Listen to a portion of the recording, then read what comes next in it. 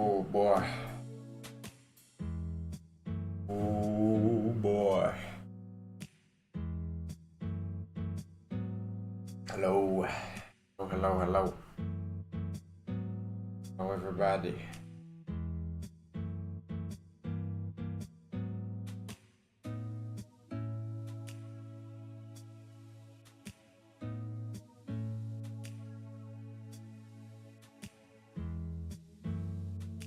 Only good thing about 1,000 miles is it has laps. And it's not timed. But, hello. How y'all doing? Oh my god. I'm doing alright. Today we're doing Nurburgring again. In this cute little boy. It just barely qualifies for the event. It's insane. 1970. So today, I guess I'll just, just go over to it. 'Cause what's the point in waiting? I really gotta start these earlier. But today, I'm gonna be doing 1,000 miles, or at least the first event, because 25 laps of the Nurburgring, 95 laps of Paris, 99 laps of Monaco, and 35 laps of Circuit de la Sarthe. So this is gonna be a pretty long one.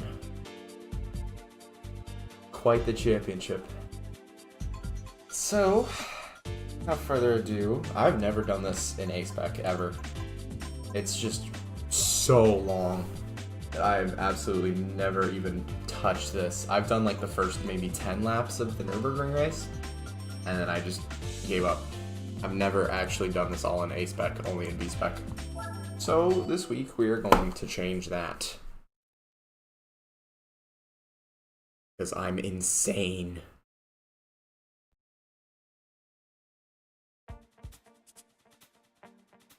It's a pretty decent grid, I'd say. I think that's definitely winnable. There are some outliers in this event, like crazy outliers, so... Oh, I already changed everything. Let's see if this car comes in with any downforce. It doesn't. What a surprise. Let's do this. Let's start this 12-hour championship or whatever. I don't even know.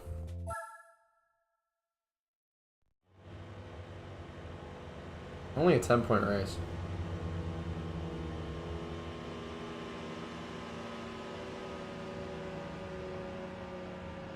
Not bad. Thank God, honestly, because if I actually had to like put effort into like a 12-hour tournament, I would probably lose my mind.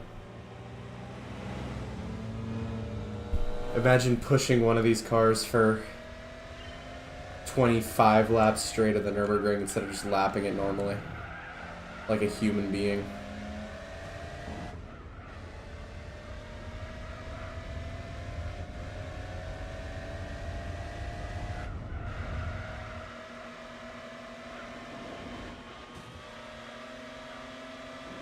This is such an evil event.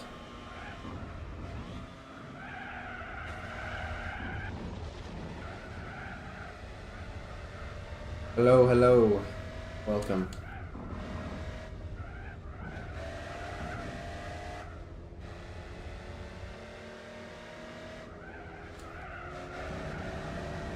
Am I dropping frames? I'm not, okay. What is going on with the hood of that car? Looks all scratched up. That's a strange texture glitch.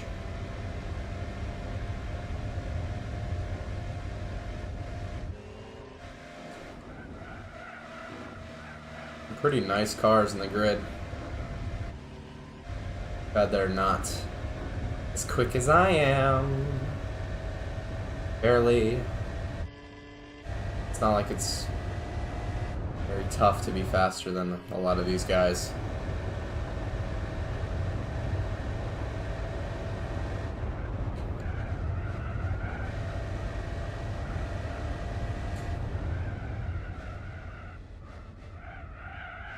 Ship that crashed into the bridge. That damn Francis Scott Key Bridge. Taken down by a little mini Marcos.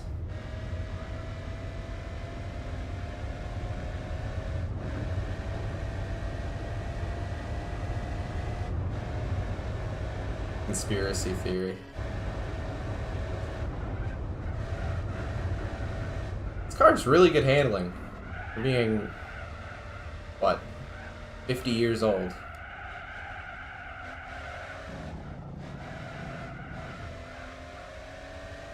Probably because it's light as hell. Can't weigh more than 1,000 kilos. No way.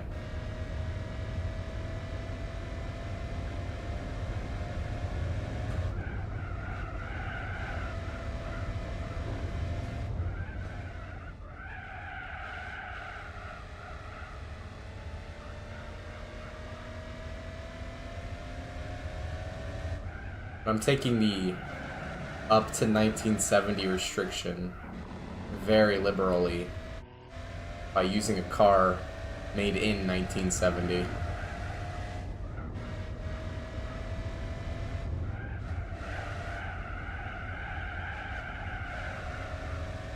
Hopefully that means that it's at least somewhat decent on the tires.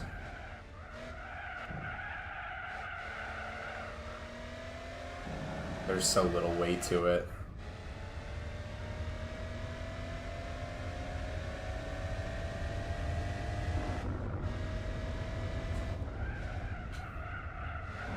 Japanese cars back in this era really did punch above their weight, I guess. Given, you know, how light they were. Compared to the American muscle cars that weighed like 5 tons and couldn't do more than go in a straight line for 10 seconds.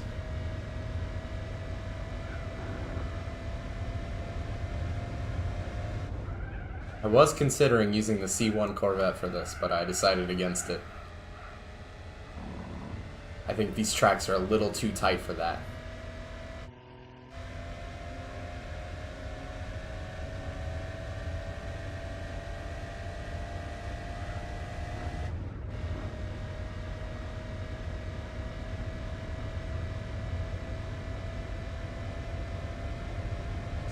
My 50s Roadster.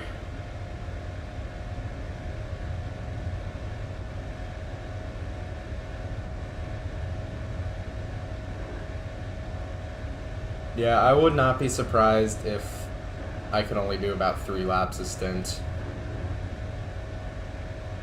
Just because of how long the lap is and not wanting to risk starting a lap on already, like, orange tires. Just out of safety. But it seems like the AI are so slow that I should be able to build a big enough gap that it wouldn't even matter.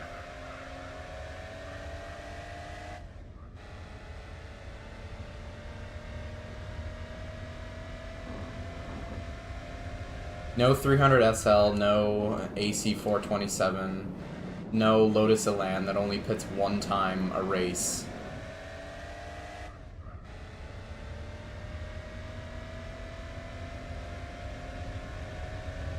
Did I catch the NLS race earlier? I, once again, slept through it, unfortunately.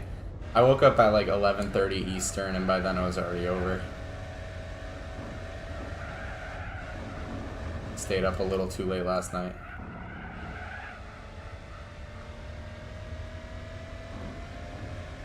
Did not watch the Suzuka race either. I went to sleep like midway through that race, and then I should have watched it though. It would have been good film for this race. Learn the lines a little better.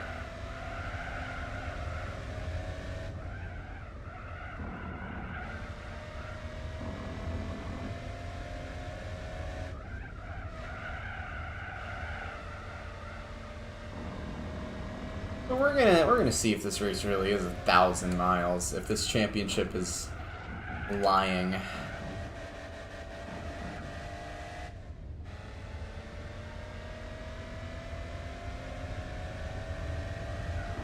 If that odometer by the end of this championship doesn't read 1,000 miles, then I'm gonna be a little annoyed. I'm gonna be a little ticked off.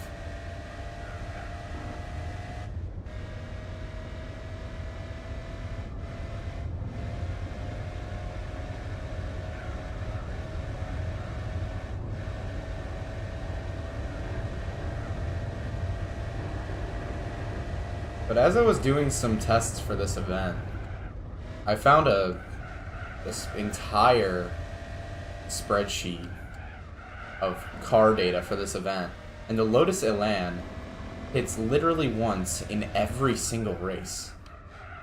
It's insane. Huracan lost to the 911 by 0.04 at the line because he tried. Well, didn't want to do another lap, and look what happened.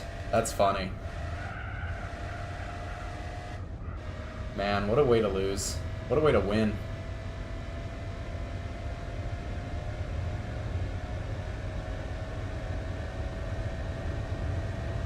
Hey, it's a long track.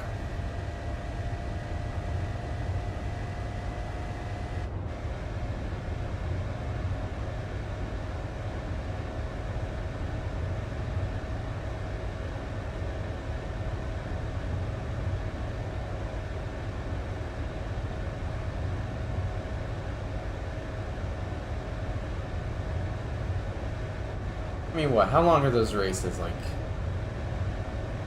2-4 hours? Surely at that point you just go for another one.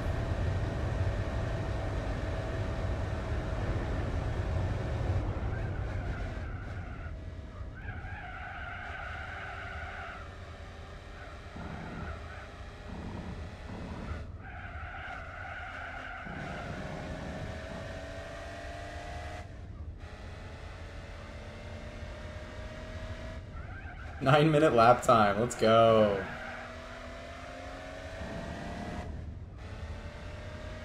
Four hours.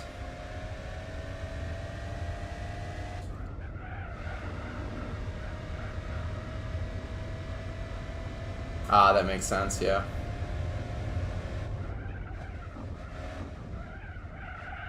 Worthy attempt. Seems that his team screwed him over there.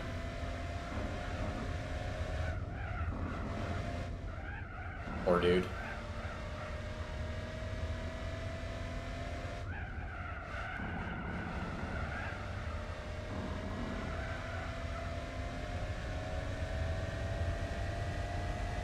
As a kind of self-proclaimed night owl, I find myself waking up too late on the weekends to really enjoy European motorsport as much as I'd like to.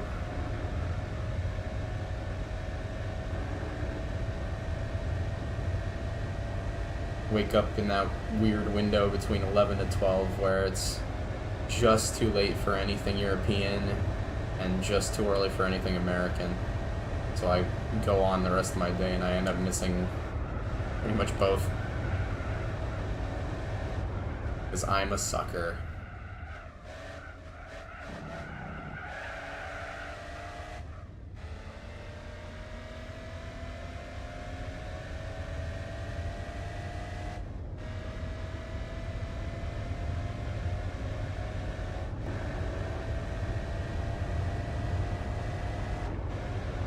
Seems like I won't have to pit every 2 laps, which is nice.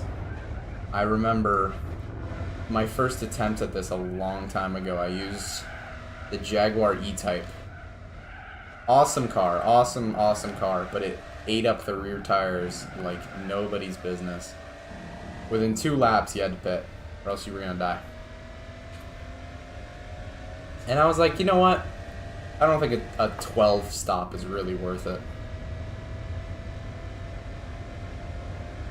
So I really hope I don't have to do that here. I hope it's at most like an 8 stop, like I have to pit every 3 laps instead. It's like, you know, kind of annoying.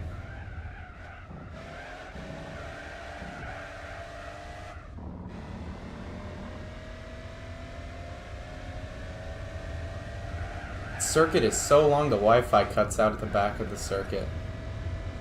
Man, this is like... We're well past the era where tracks this long can just be made. This is such an artifact. It's such a great track. Only here could that be an issue.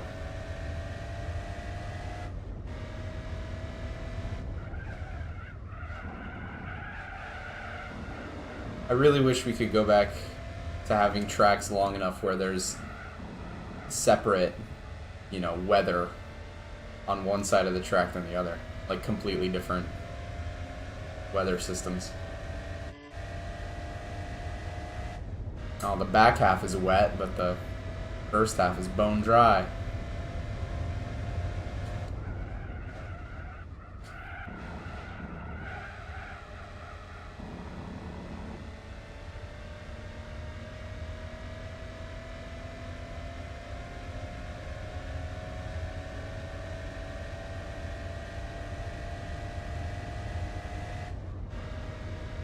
I love when it happens at Le Mans. I wasn't really aware of it happening at Spa, but I'm not surprised because that's pretty decently long track too.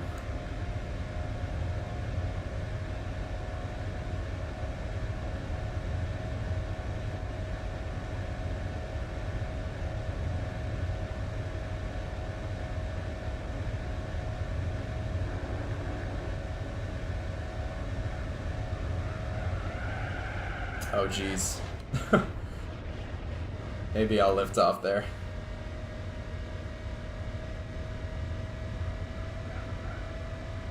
Ah yes, the old Hockenheim.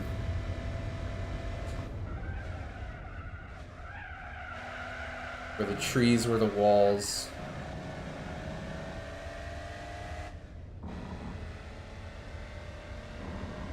And the chicanes were more of a don't go too fast than an actual turn.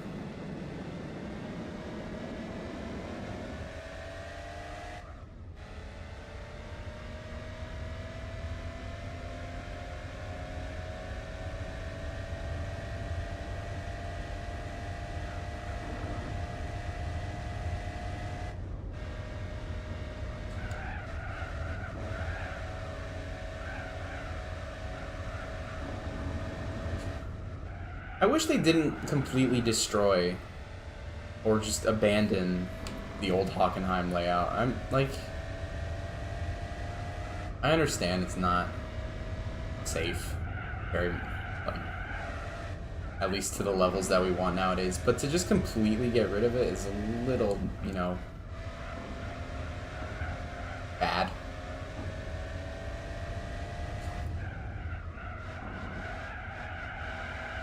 I'm fine with the new Hockenheim. I mean, it's not the worst, but to completely remove like any instance of the old Hockenheim is just a little silly.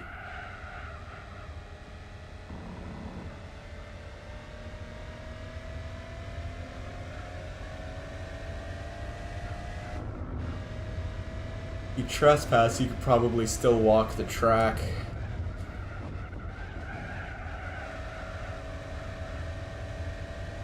But I'm no criminal. It's just sad.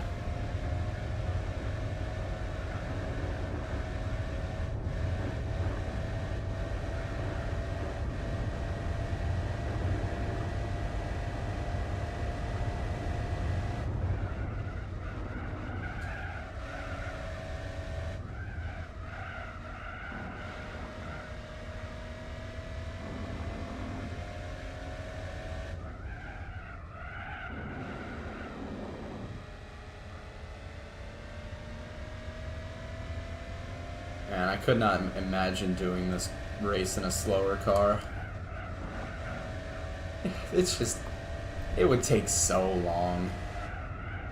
Some of the AI doing a 10, or almost all the AI doing a 10-minute lap is just crazy. Can't believe it takes them like what, over 5 hours to finish the race. 27 to 32% completion. That's pretty impressive.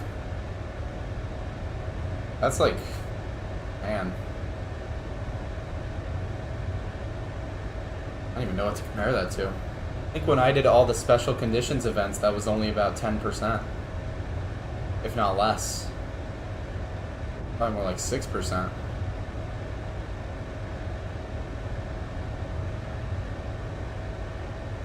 That was every special condition race.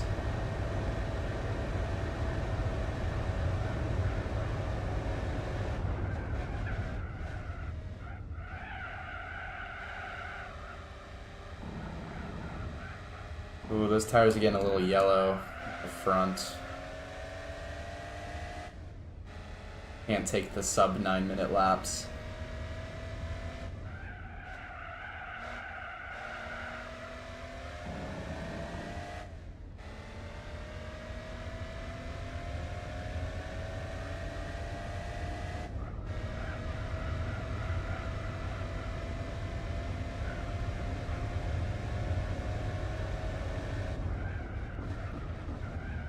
At least there's no Fiat 500 to bully, like there usually is.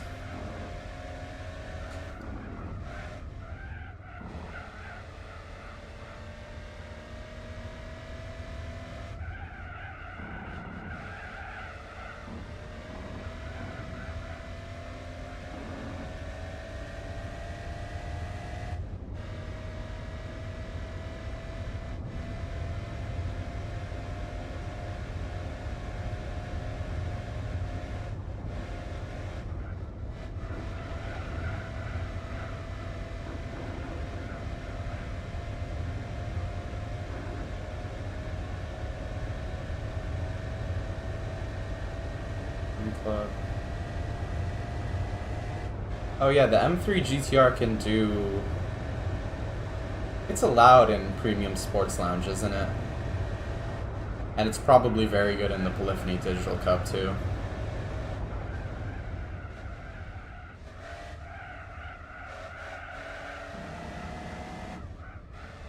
I think I did the Premium Sports Lounge in the Cizetta. Because I'm insane.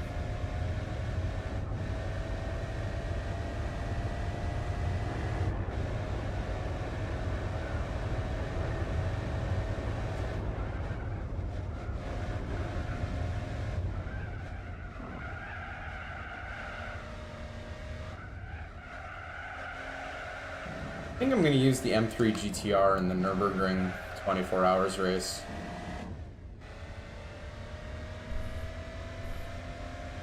Seems like a good car for that.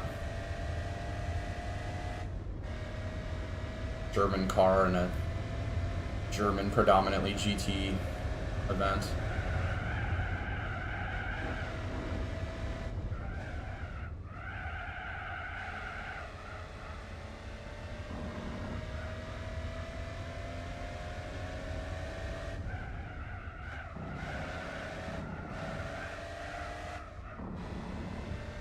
Well balanced and grippy and not bad over bumps. Yeah, that seems absolutely perfect for having to drive this track for 24 hours.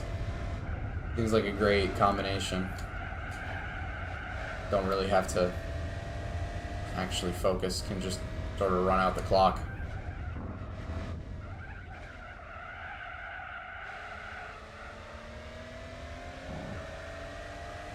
The Le Mans races, on the other hand,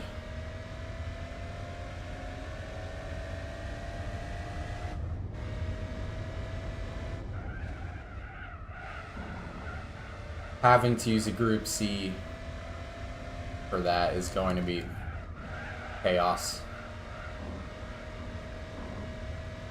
Not sure I can drive a Group C stably for the full time. Going to be a challenge.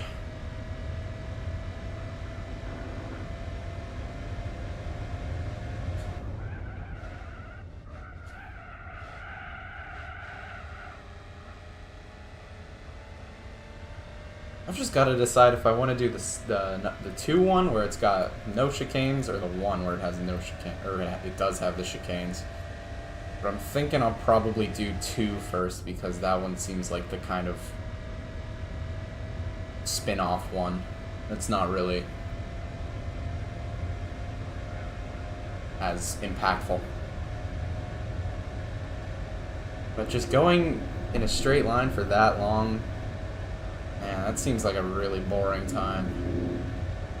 Especially because you can't actually, you know, take your eyes off the screen.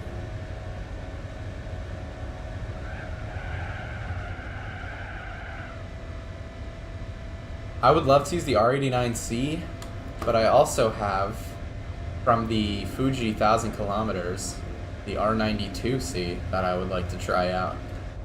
That thing is a little crazy, but God is it quick.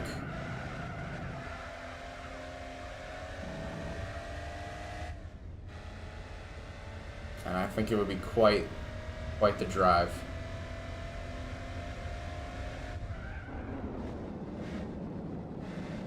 And then whatever I get from those, I'll use in the other. I think the first race you get an R8, and then the second race you get a Bentley Speed 8.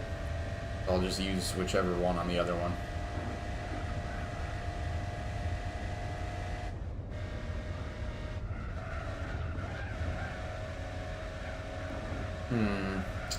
Could I do another lap on these tires?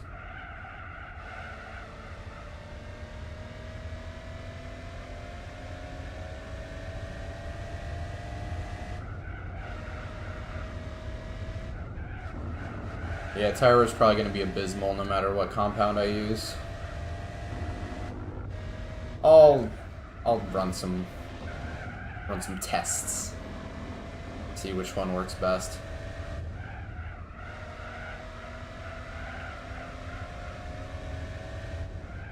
And I spent 4,500 on, or 4.5 million on a V12 LMR or a Pescarolo.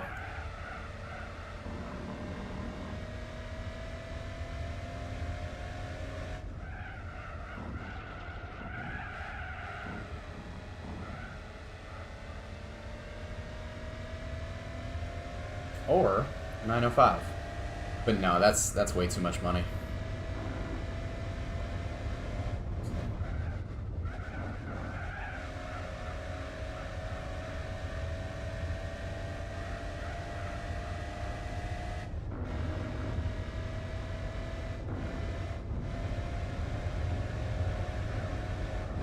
If only the C9 wasn't such an endgame car. I understand because it's so legendary, but having it locked behind the Formula GT Championship is such a sad sight.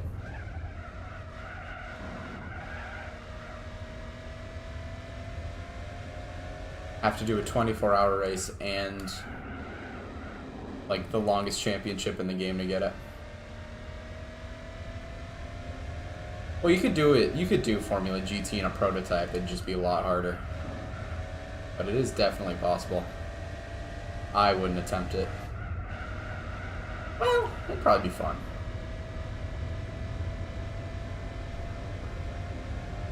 Alright. Oh, man.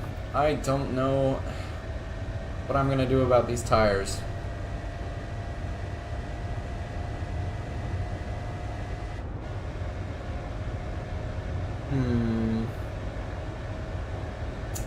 It seems like a very, very bad idea to stay out another lap. But honestly, fuck it. Let's try. I want to for the first stint.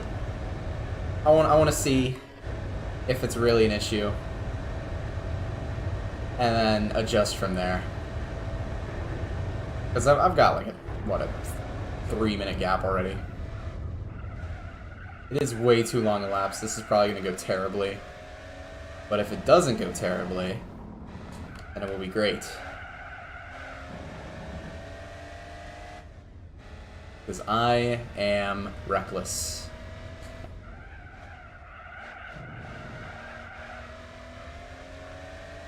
This is a very bad idea. I've just thought about what I've done, and I don't agree with it.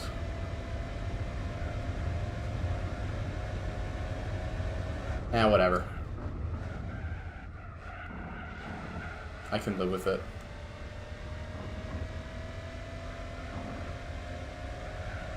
They're sports tires.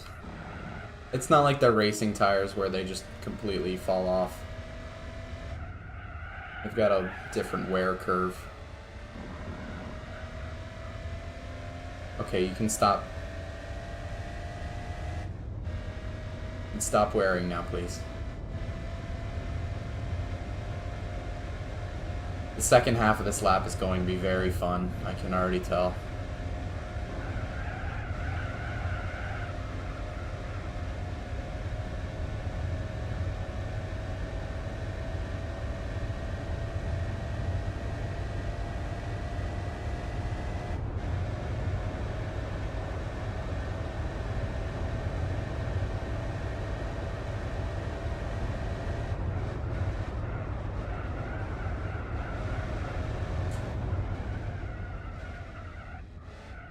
Doing 4 laps a stint instead of 3 basically saves me a pit stop, though. Or, like, 2. I'd only have to do 6 instead of 8.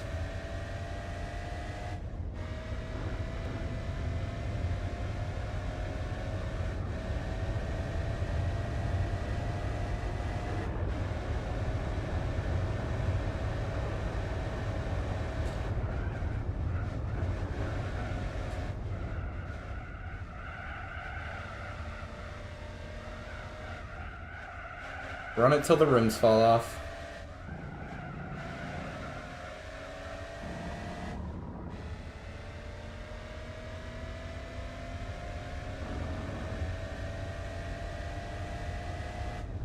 Yeah, and the pit delta here is very short. It's like 20-ish seconds.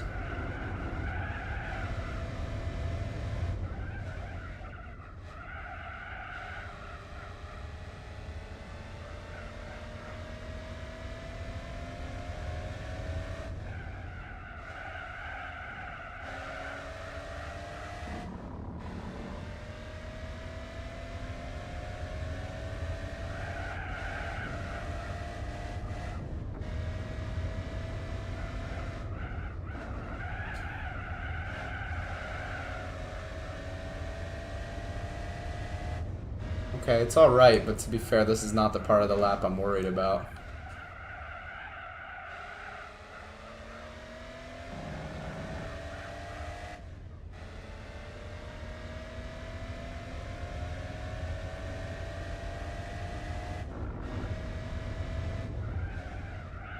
Yeah, I got these tires custom made from the Netherlands, it seems like.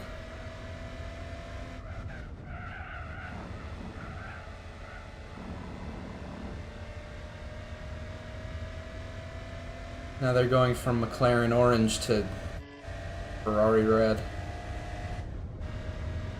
I still have half a lap.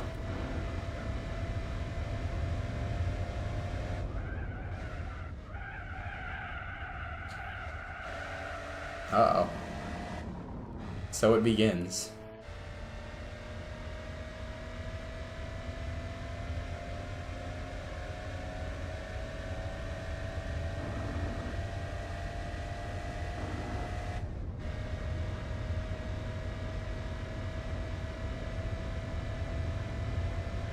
Who said in-laps are supposed to be fun?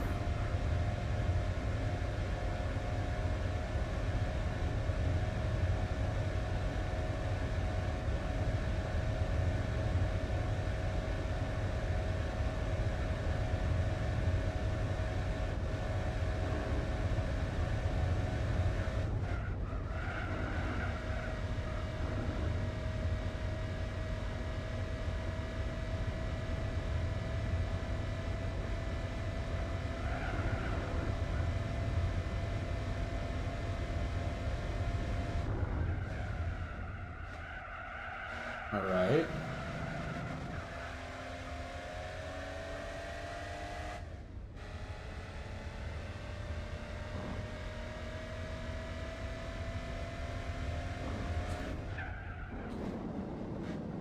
Letting the banking help me through here.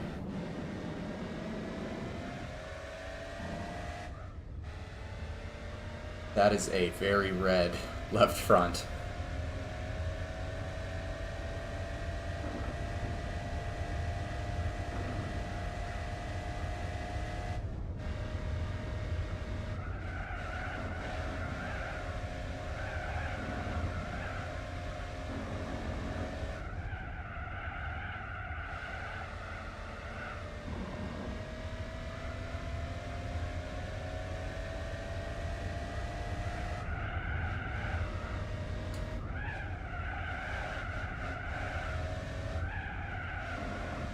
Okay. Good start.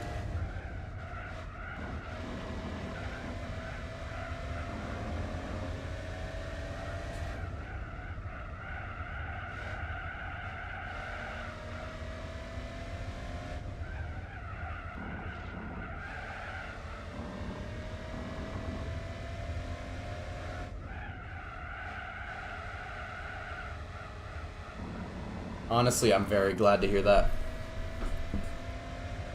Make the Nurburgring 24 hours a lot easier.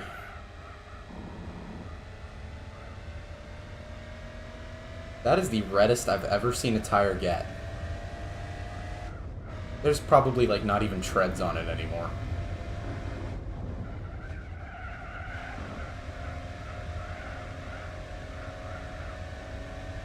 I'm almost on the rim right now.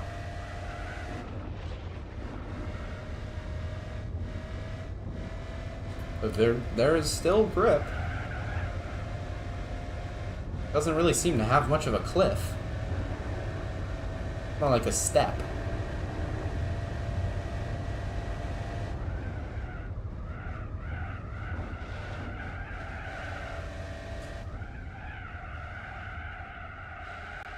There's a little bit of an issue.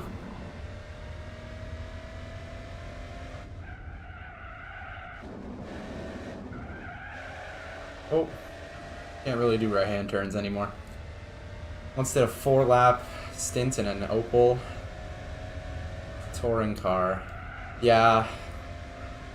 Someone made a list of all the pit strategies for the AI and endurance races, and it said, for the most part, the racing cars in the 24-hour race do about 5 to 6 laps a stint. Some even do like 7 or 8. And that's just shocking to me, because how am I supposed to even do 4?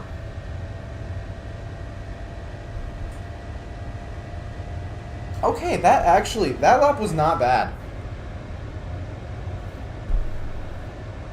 Like, it was nowhere near as bad as I expected it to be. So, I guess 4-lap stints are gonna be the new norm. And maybe, you know, having less fuel in the car help the tires a little bit. Less weight or whatever.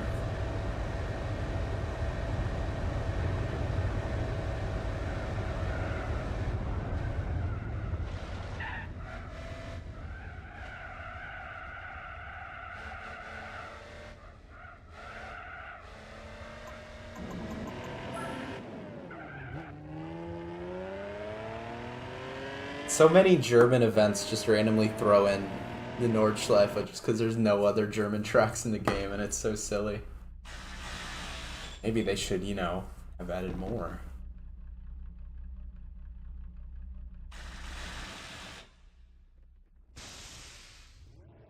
Okay, yeah, that lap was only about 30 seconds slower. Oops. And that was mainly just because of the pit stop. So, seems good to me.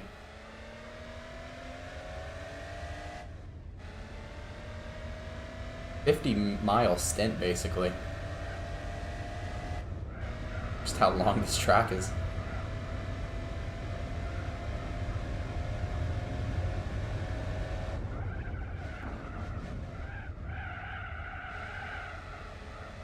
Oh, this does feel so much better, though.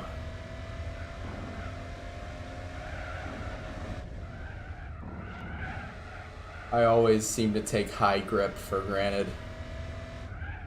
Pressure tires just always seem like the norm until they're not, and then it's like Man, I wish I could go back.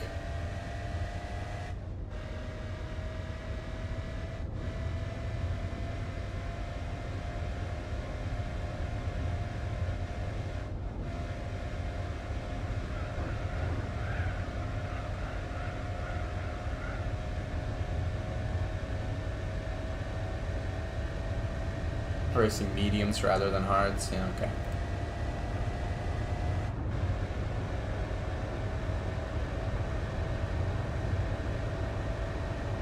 I remember one of the extreme events is like a 2-lap race at the Nurburgring, and it is so funny because it's Group C's and all the AI are on medium tires, and the second lap, if you use hards and they use mediums, they just like disintegrate and lose like 10 seconds a sector. It is so funny. Because all of a sudden their tires are shot and you've still got like an extra lap in yours. Silly bastards.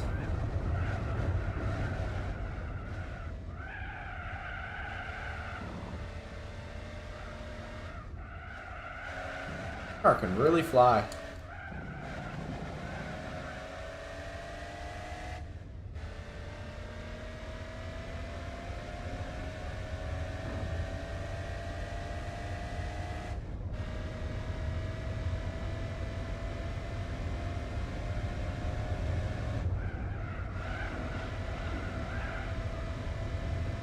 Yeah, 4 of the 5 pitted after lap 1, yeah. They, definitely burn those tires quite quickly. Okay, so I only seem to lose like 15 seconds. I will take that. 100%, I will take that. Especially because it's only 1 lap.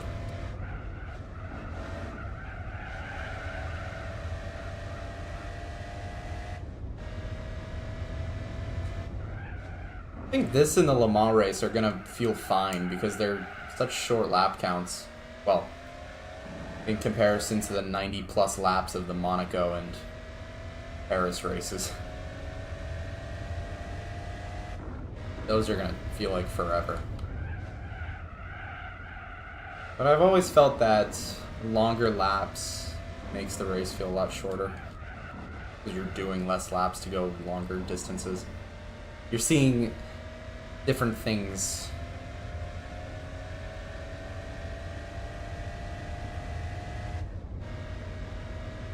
Having a short track and a short lap time makes you feel like you're going insane.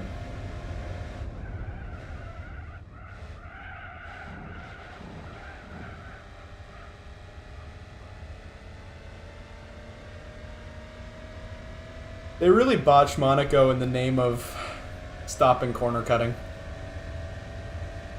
So much of the track is just cut off because they don't want you to cut the corners. You have all these really uncomfortable walls just jutting out of places. Ruins the already very little flow of the course.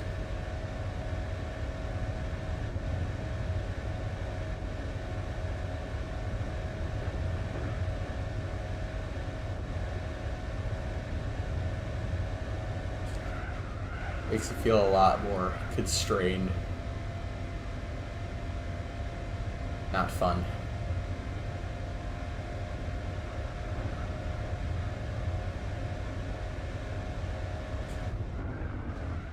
That and it's just not really a good track in general. Yeah, like I don't like it at all. But definitely the claustrophobic wall added placements are not helpful.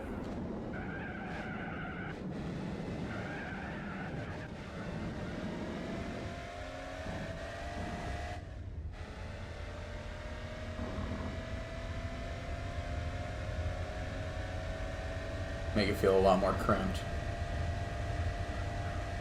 Like the final corner just becomes impossible because it feels like there's so much less space. Meanwhile, they make Grasscast feel like a fucking tennis courtyard. How big it just becomes.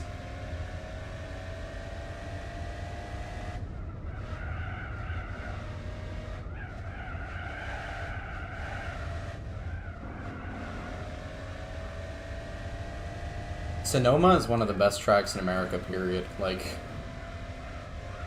it's perfect for everything. Perfect for GT cars, NASCARs, Indy cars. You blame it. You not blame it, name it. It should host an event like that there. Definitely a track that it's hard to take the loss of. The Need for Speed Pro Street, for God's sakes.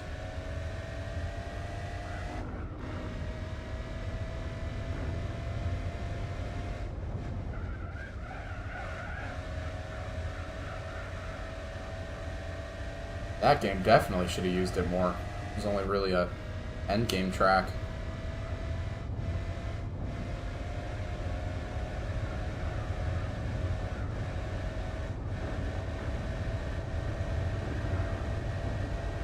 Now that's an underrated Need for Speed game.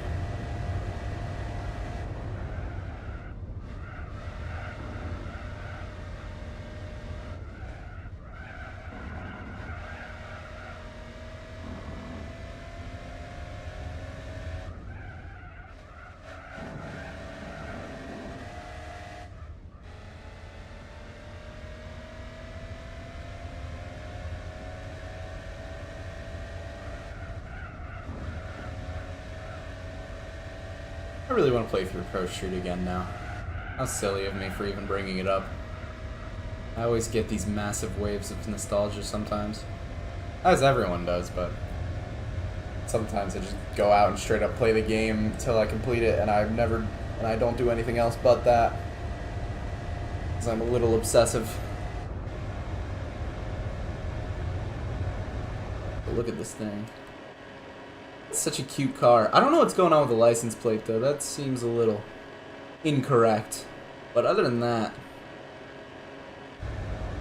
Also, the rear tires are a little large, it seems. Maybe they're, the wheel well. Probably that. I played the PS2 version growing up, and I played the PS3 version a lot later on in life, and I mean, it's got like more cars and stuff and different kinds of events, but the events aren't really like great. Grip class is literally just grip with classes, and it doesn't even like matter. It's still fun, but it's not really as great. I think the one thing that the PS3 version has over the PS2 version is making it feel more like a festival thing. Just because there's like cutscenes when you're in events instead of still images.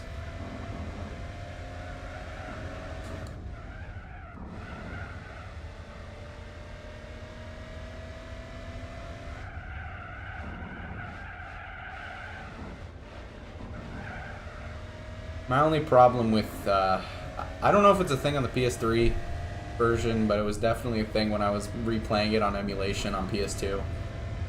If you go above 250 in the speed challenges, you physically cannot turn. So you'd have to slow back down below 250 in order to turn. That always tripped me up because I'm just driving normally, and then all of a sudden the car just will not turn whatever I do. Just some weird physics engine limitation.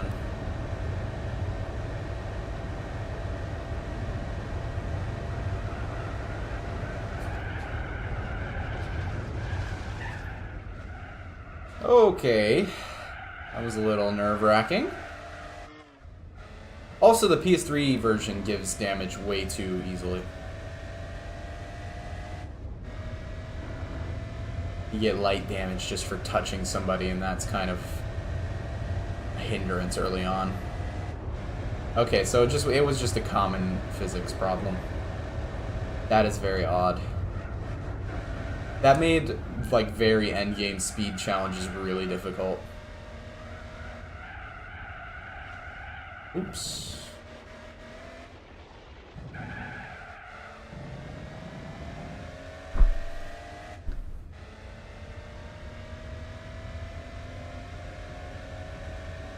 But those are still my favorite event types in a Need for Speed game, like, period.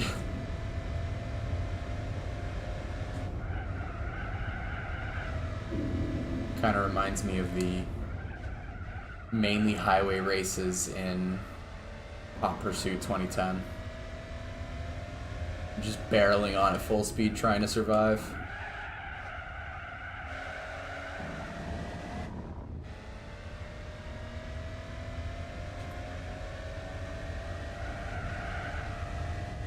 Racing mediums can do 3. Racing hards should be good. Swag. I would love to use racing hards and go about 6 laps a stint, I think. That would be great. Because that would be about 40. Yeah.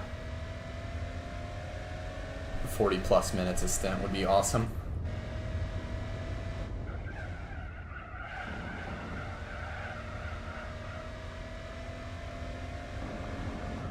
Anything that makes a stint 30 to 40 minutes is perfect for a race of 24 hours.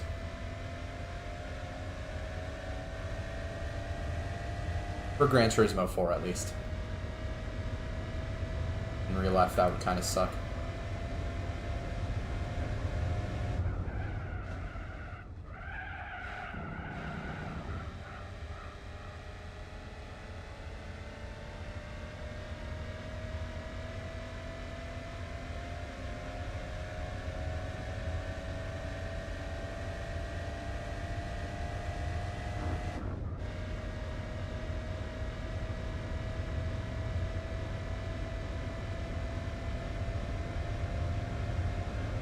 Feels like such a nice little drive. I'm just cruising. It's so comfy.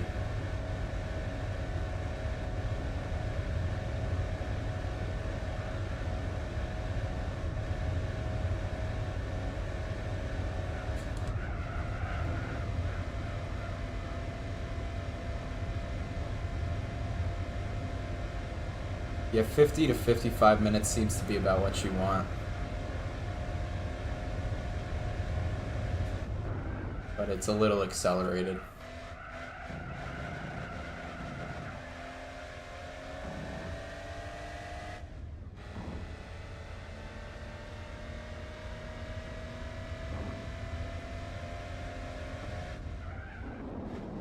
Having longer stints makes the race just feel like it takes quicker. And I would much prefer having the race feel quicker than longer.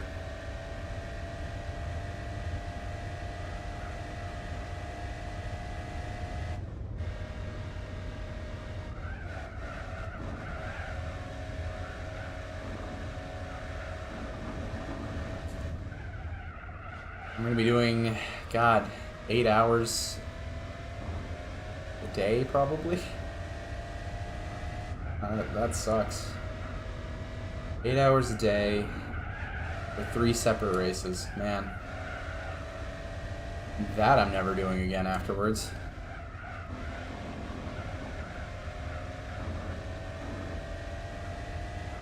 I'm definitely gonna have to create a special schedule for myself. Otherwise that would be like nigh impossible.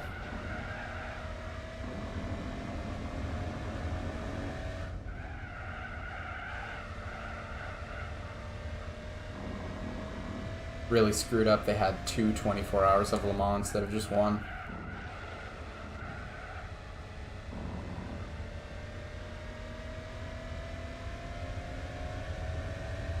Yeah, if it's hard on emulation, man, imagine how hard it would have been.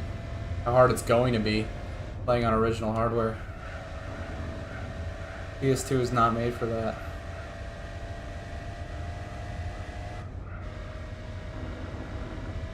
Like, I have save states and backups. I've got a world of technology behind me. The PS2 has, I don't know, power supply in a dream.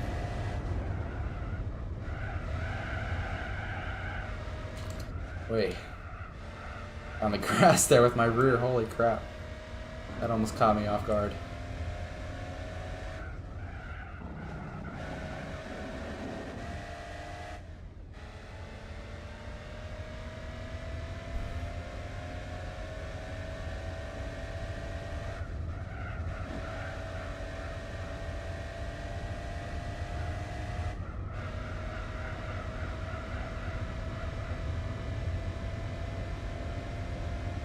What, 6?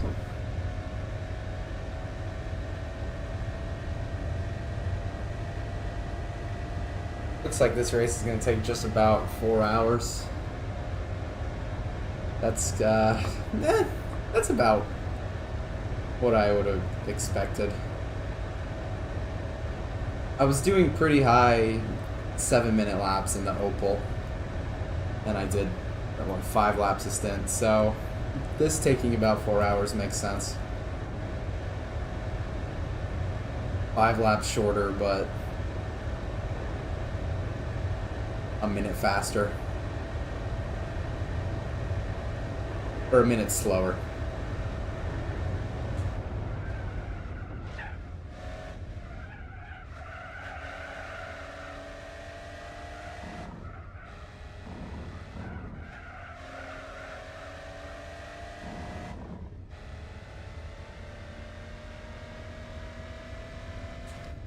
Look at that consistency. I know the ring.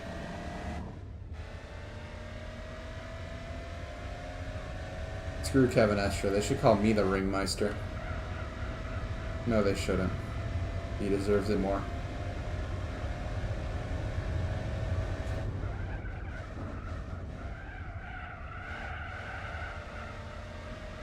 I'm but a scrub.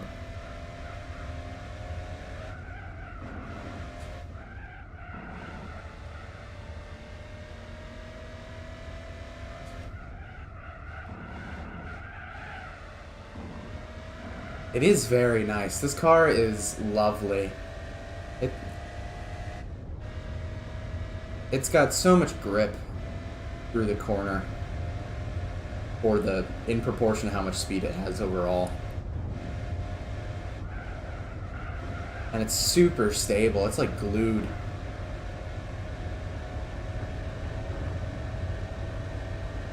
I don't think I could have picked a better car, honestly.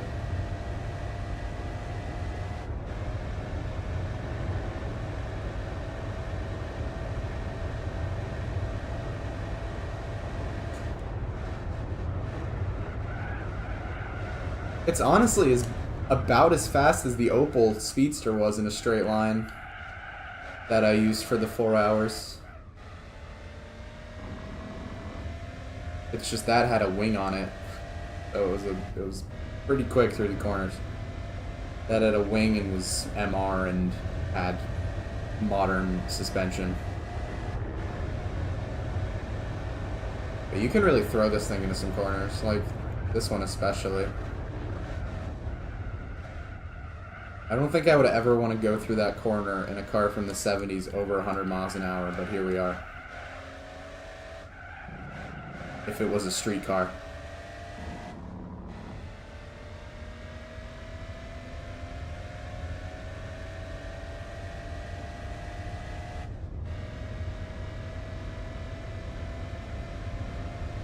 But I really, really like this track.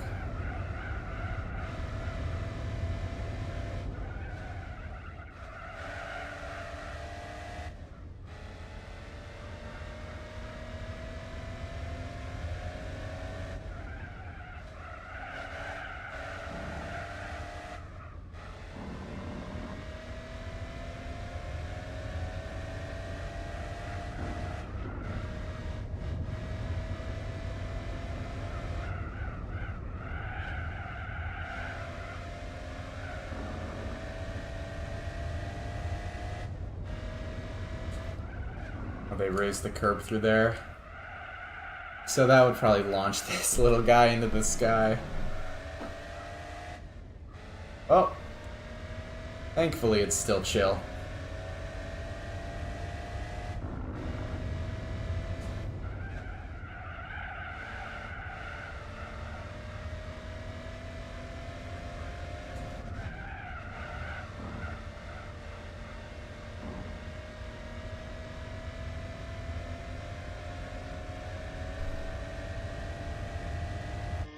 a cycling symbol?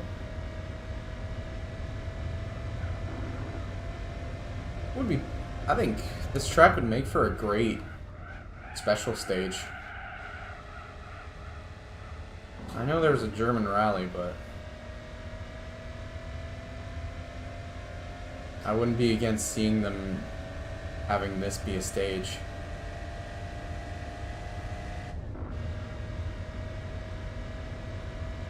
Just for the fun of it.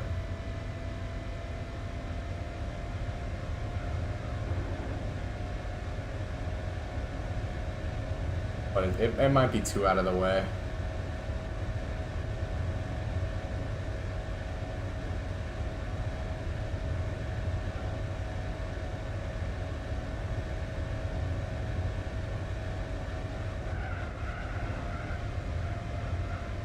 Marcos can go 6 laps.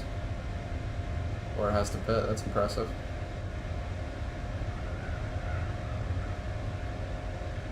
Well, it ain't the Elan.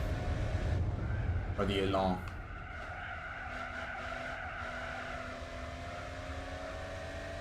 Morale of armies plus 20%.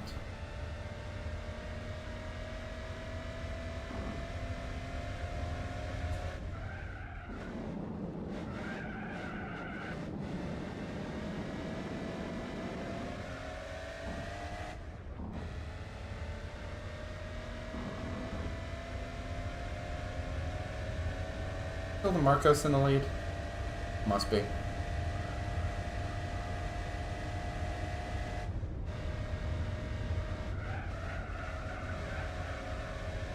In the lead. In second.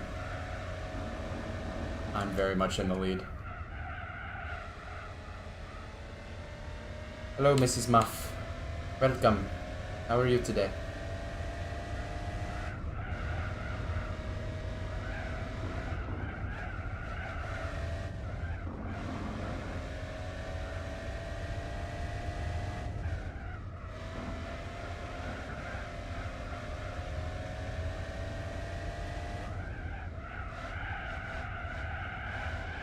Oi, oi, oi. We're good, we're good. Pla?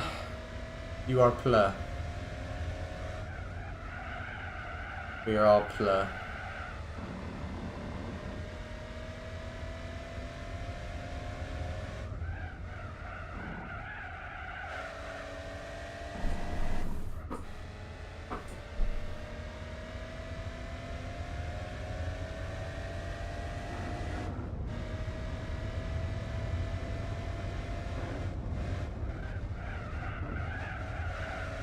Interesting.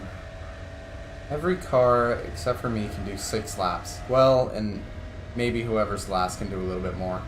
They don't seem to be really pushing their tires very hard.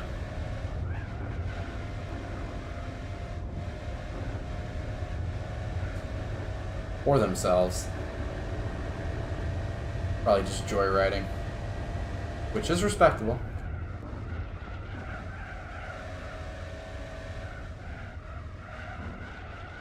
These are very joyride-worthy cars. Would love to take a 70s, 60s European classic for a spin. Just to feel something. Or a Japanese one. Like the Mazda and this Nissan.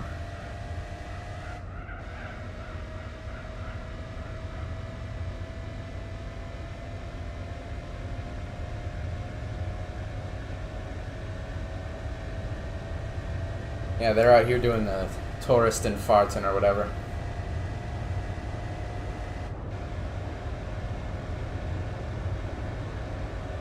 Gonna have to pass them on the left. Slow cars to the right.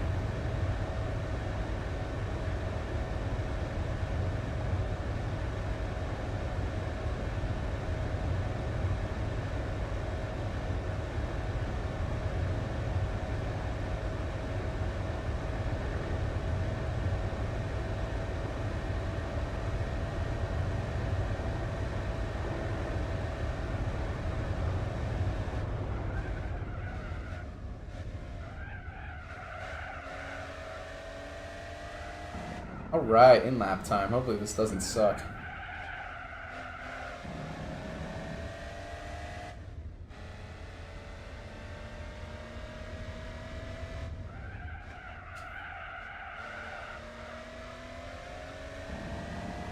I think next, the stop after this one, I'm going to check how much fuel is in the car. See how much fuel can do a single stop or a single stint, and then just fill it up to that amount every time. I don't see a point in full fuel.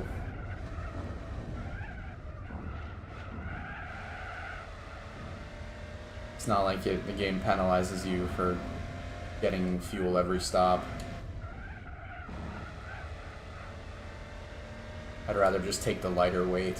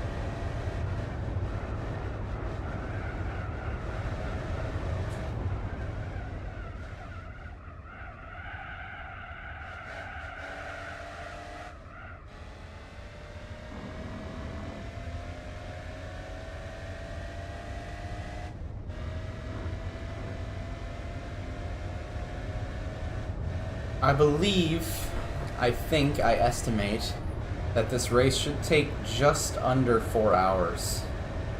So, a lot shorter than what I'm accustomed to, thankfully. I think all the events in this race will take in this championship will take in between 3 to 4 hours. So nothing absurd. Well, it is a little absurd, but nothing abhorrent that makes me want to jump off a cliff.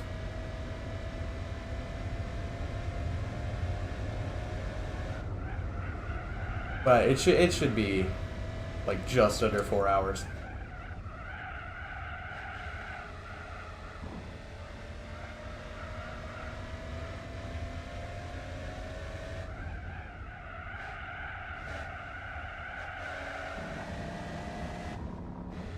Yeah, we're coming up to around a third of the way, I guess. 8.33 would be a third. So somewhere on the next lap will be the third of the way marker.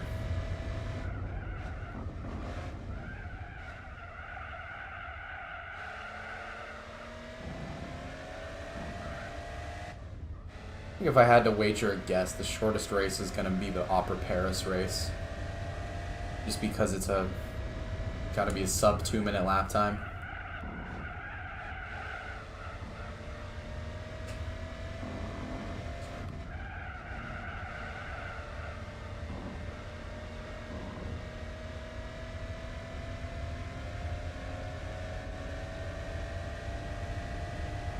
That or Le Mans? No. I was thinking about Le Mans like a race car. This is definitely not a race car. Well, there were race car versions of it, but, you know, I'm not in them.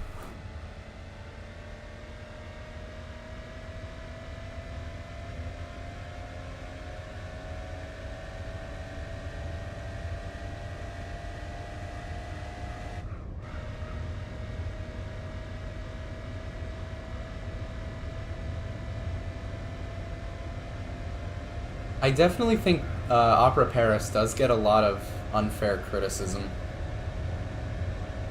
I do enjoy it in certain cars.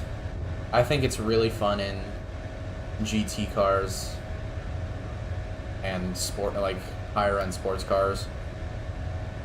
I think prototypes are a little too wide for it, but it is still a very fun track.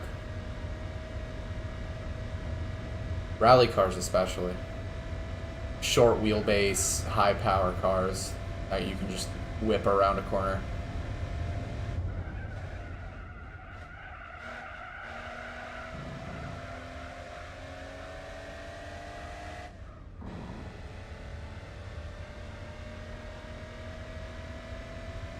I know for a fact the little square center at the top of the track is going to be particularly sluggish to get out of in these cars.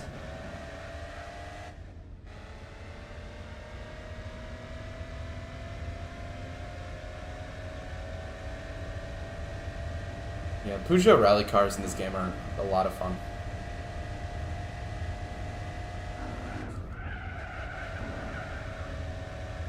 At least on tarmac.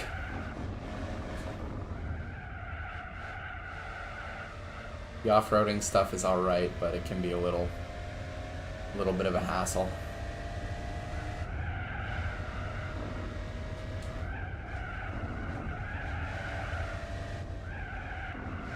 Okay, I'd say this car can comfortably do 4 laps. This is not terrible as an in-lap. Even though the front tires are screaming and quite the shade of red, I don't feel that much of a lack of grip.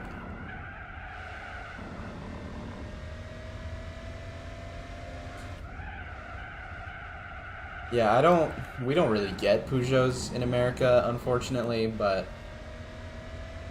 it's not like it matters anymore.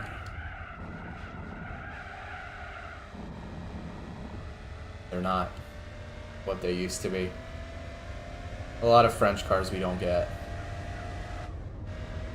because they hate us.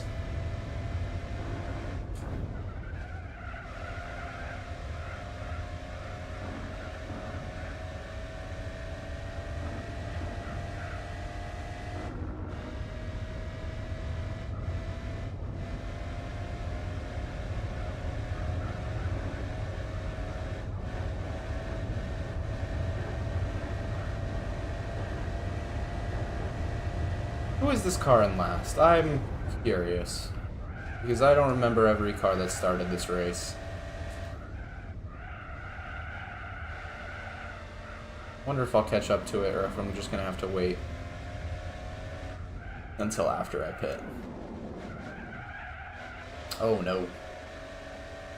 Oh, there it is, but it's just out of aliasing view. It was just a bundle of gray pixels.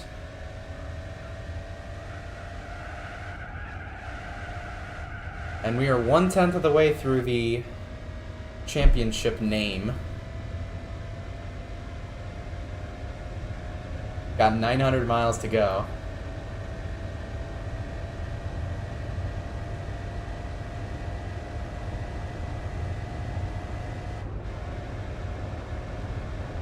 Yeah.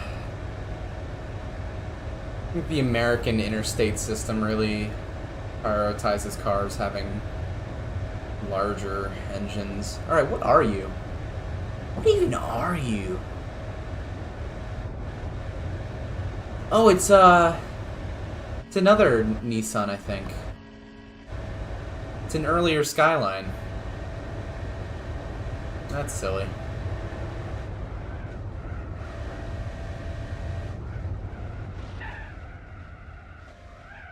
That thing was slow as a bag of rocks on the straight. Good lord. Happy I'm not in that.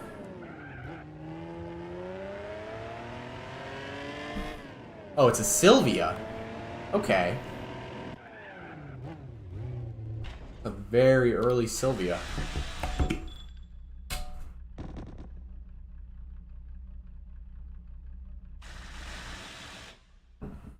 My apologies then.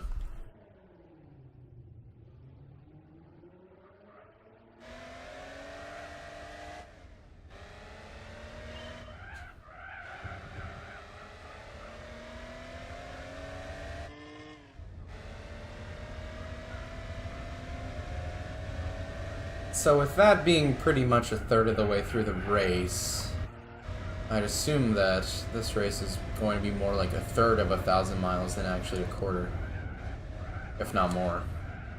I guess the largest chunks of distance are going to be coming from the Nordschleife and Le Mans races, because both Paris and Monaco are like only 2 miles about.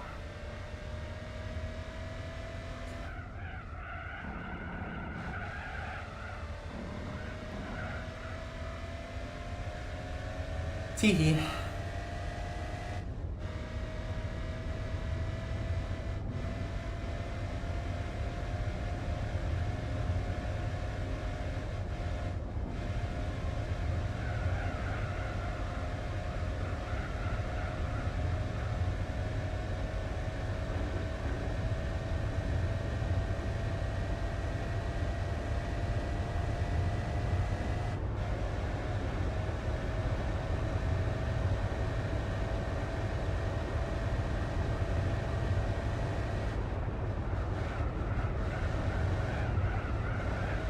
Oof.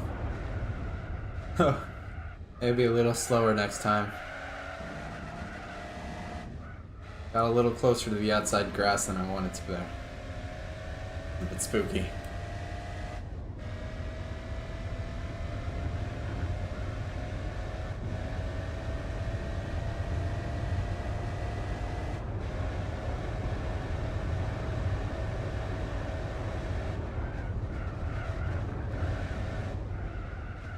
Man, I cannot imagine that car in with a higher curb. It would definitely be painful.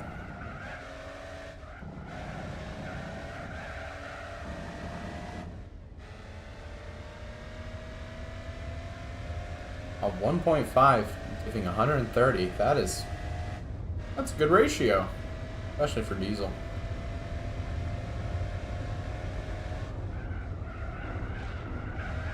That is solid.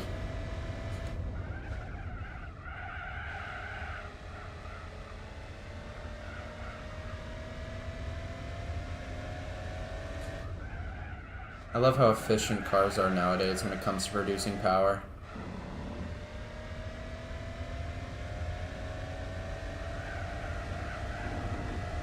Smaller engines can now make beefier outputs because we've made it so efficient.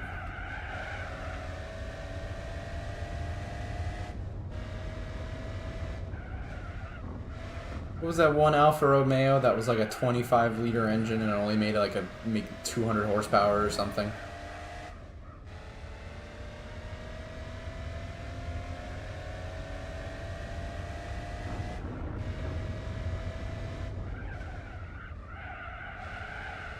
$100 miles to the gallon. Wow. Diesel is a fucking cheat code for fuel efficiency.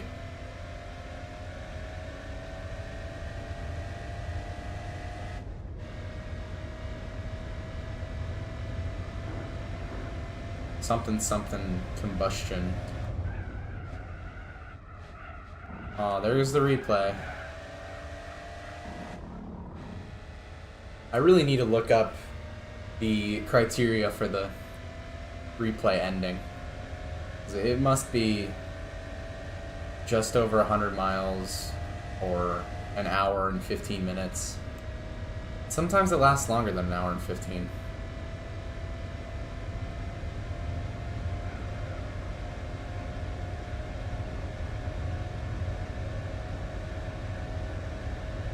Still, that's insane.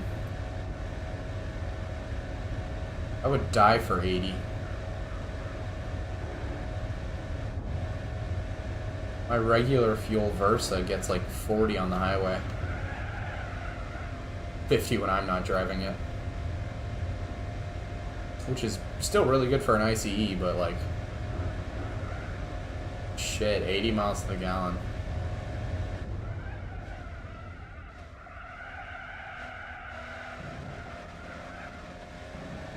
That's why all the trucks use it.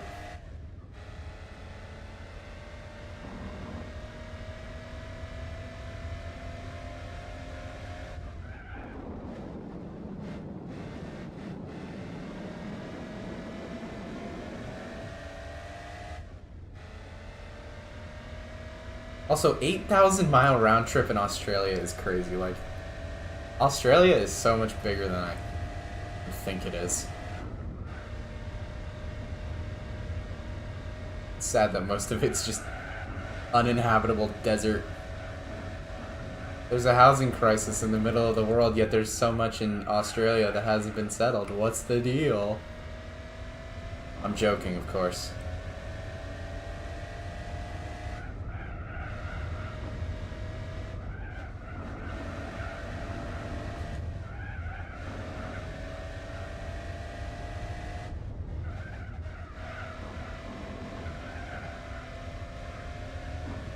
MPG is calculated differently, huh? That I did not know.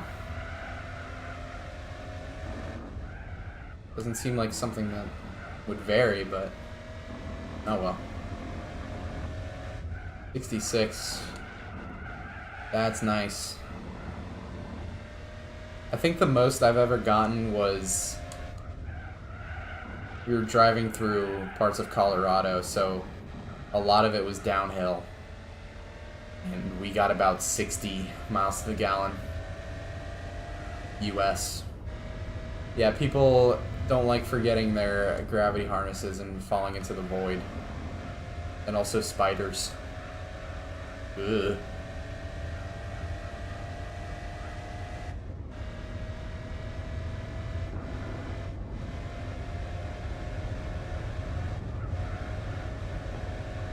But yeah, the Colorado drive, we were coasting like a lot.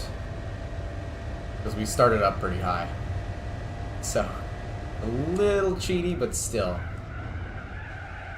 60 mpg on a regular fuel, an ICE. I'll take that.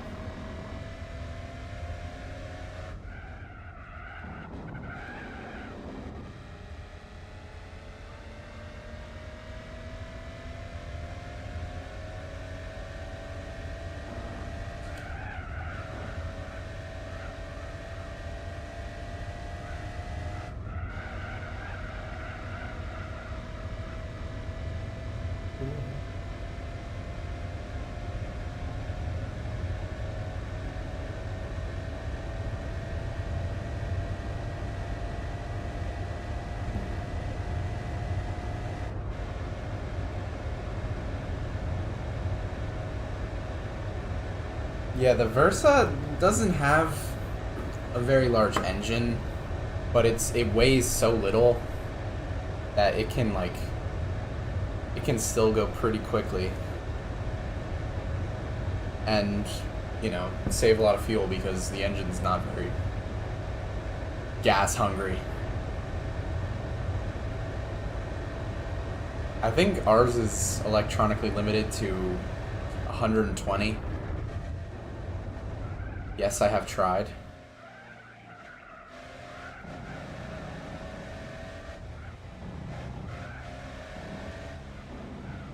Honk honk.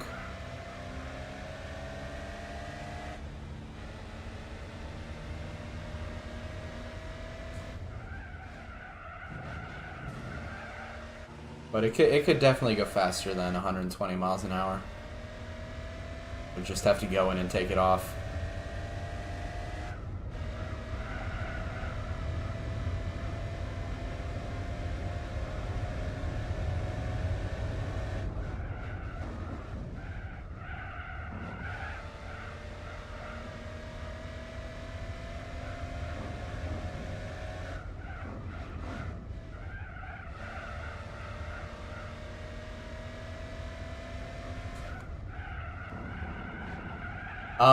Buddy? You okay? Just decided to take a break? Oh, his rear tires must be cooked. That's odd. Just the SA100 just sitting there.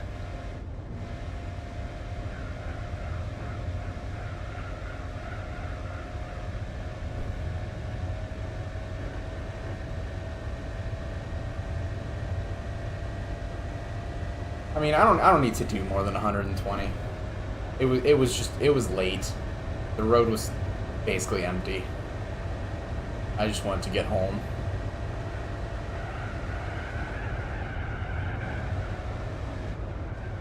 Gotta do what you gotta do.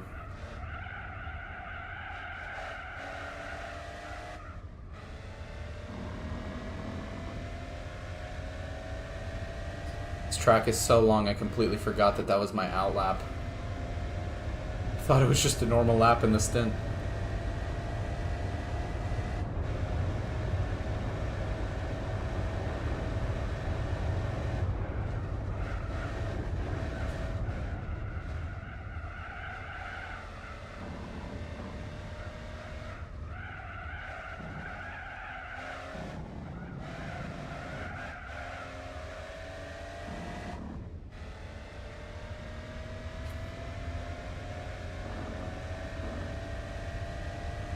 I really have to try out the Elan though sometime because I'm still shocked by the fact that it only stops once in every race. That's just mental.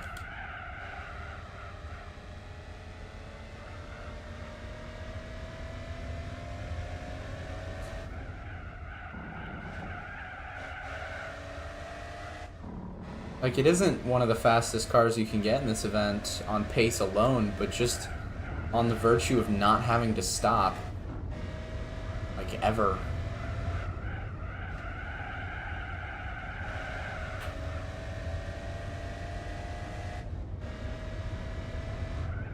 One of those cars in this game that I've always seen but never driven. Just because I never, like, have gotten the opportunity to. Due to it not really being a prize car or needed for any events. Maybe if I did a randomizer of this game, I'd eventually come across it.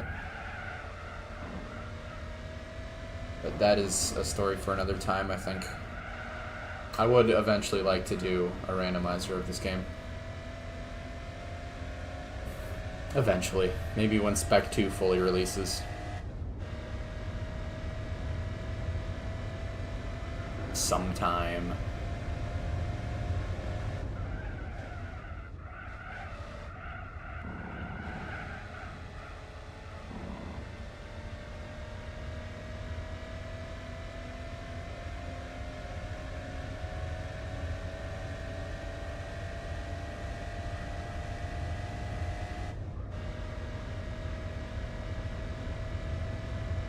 $194 on a damp motorway in the middle of the night. 1,000 horsepower? Shit. That's insane. I would understand if it's dry. But 194 on a damp road. I have balls, but those balls have a limit. And the limit is 190. In a street car.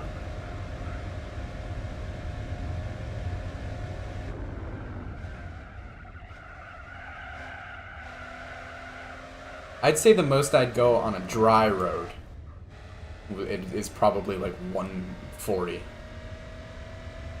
On a damp road, probably 120. Because I know my limits.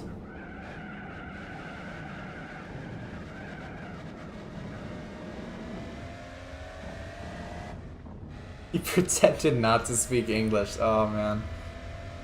That's the best way to do it. I'm assuming he didn't get to keep his car. If he did, though, lucky guy, but if he didn't...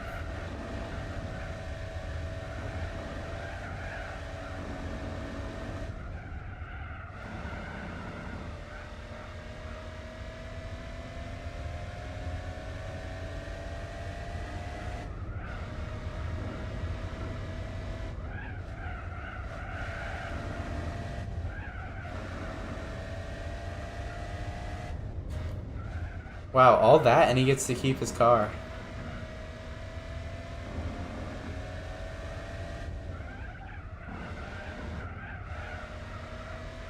Mental.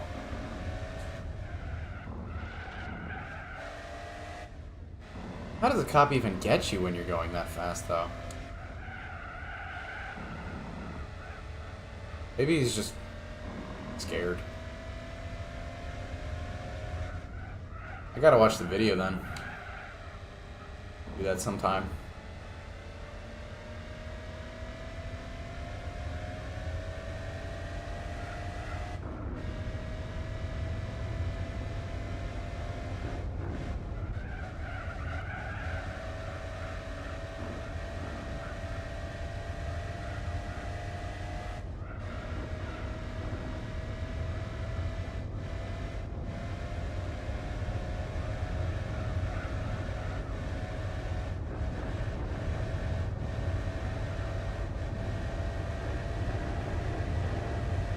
That's respectable.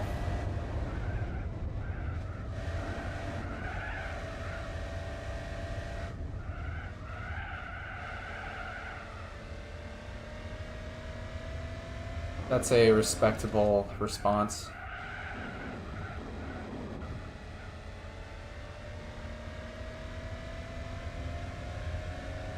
Man, I'd like to see the reactions from the cops when they saw that on their radar gun. It's going how fucking fast?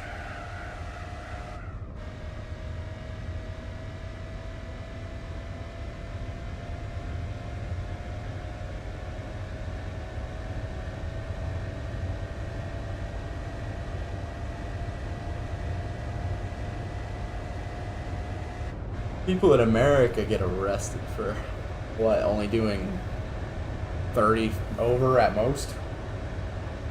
There was a American football player. I think he's in the NFL now. Yeah, he is. He when he played for a university that was pretty close to where I live now. And he was going I think 105 miles an hour down the road that goes from the university to my house at like 1 in the morning. Cops got him, and if he didn't do community service, they were gonna throw his ass in jail. I think him being a local football player or a local starter definitely helped his case, but they were probably gonna give him like 30 days in jail, and only for going like 105 and God, that road's like 65.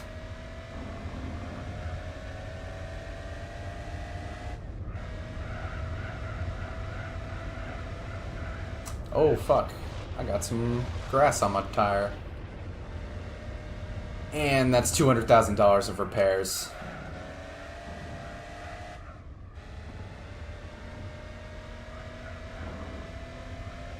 Yeah, 100%. If he's not a starting football player, then that is a hefty fine and some nights in prison. But he had a get out of jail free card. He's good at sports. Something we should all aspire to be in order to subvert the legal system in America and in the world, really.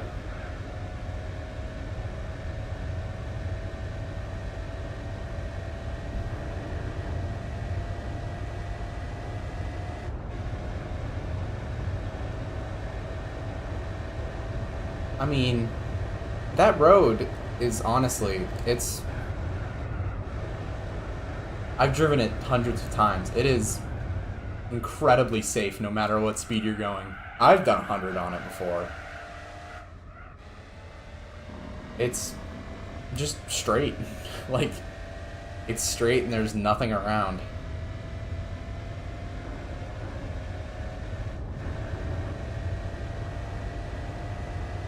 Just got unlucky that there was a cop there waiting for him.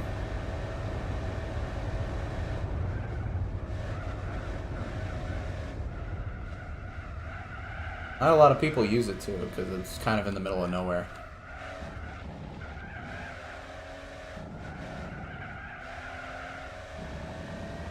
North Central Florida things.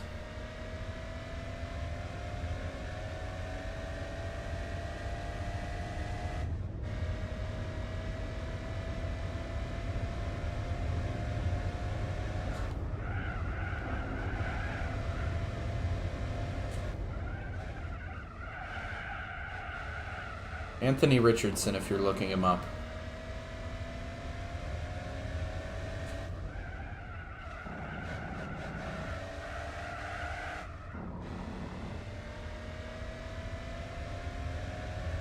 QB for the Colts now, I think. Yeah, just do a windmill in front of them and just show off. And they'll be like, oh yeah, no fine for you.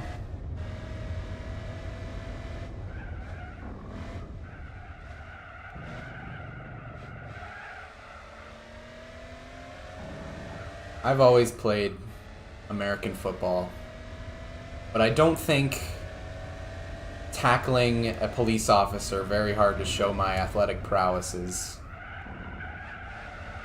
a good way to get out of a ticket. I think there are some consequences from doing that.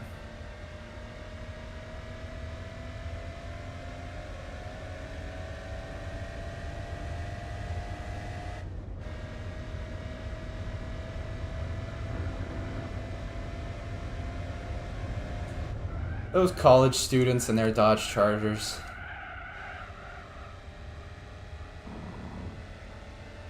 I was thinking it was either a Charger or Camaro. I guess it was a Charger. Typical young person's first sports car in America. Starts with a C. Not really a sports car, just a muscle car.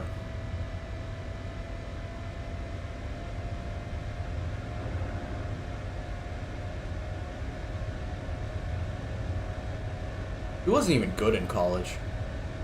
I go to the rival school of where he went. He was not good, and I'm not saying that just like out of bias. He was not good in college.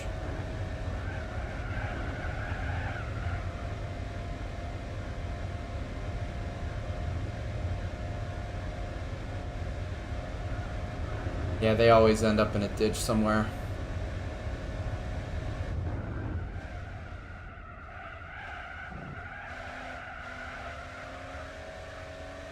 Oh, it's the Mazda.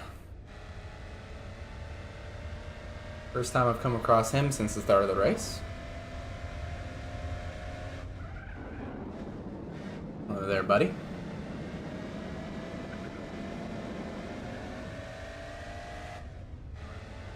Good God, that Sylvia is slow.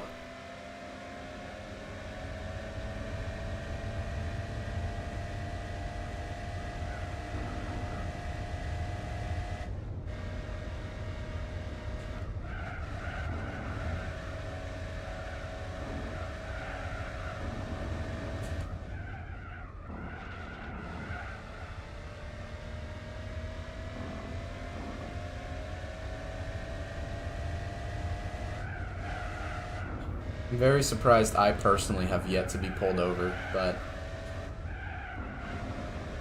in my defense, I go fast, but I don't go very fast, which I think is what people are looking for.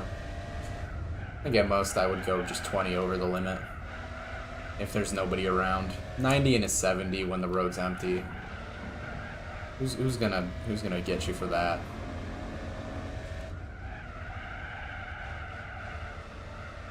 The app says there's a cop ahead. Slow down a little bit.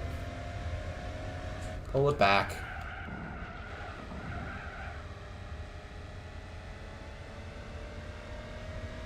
I just like getting places quick. I'd rather spend more time at my destination than the journey.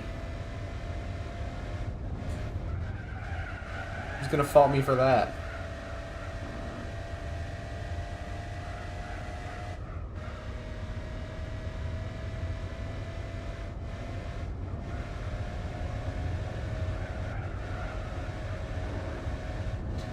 Yeah, in college, one of his most notable statistics was his notoriously poor completion percentage. And the only real reason he shot up to the first round was his combine was incredible. Like, he ran a 4.40, a lot of fours. And he broke, like, the jumping records for QBs. But his QB play was very bad. In his game versus where I went to, where I go to college, he was pretty freaking awful. Kind of steamrolled him. It's one of those cases where scouts get a little jumpy on the month between the combine and the draft, where they're like, well, this guy runs a really good 40, but his film sucks. So They get him as a project, and then he sucks, and they're like, well, I didn't expect that.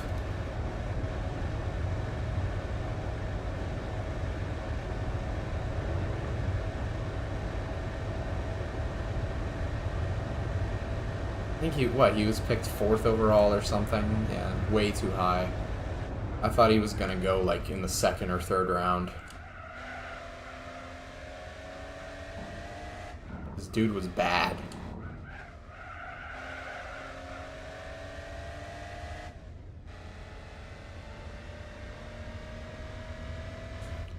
He was not good in college at all.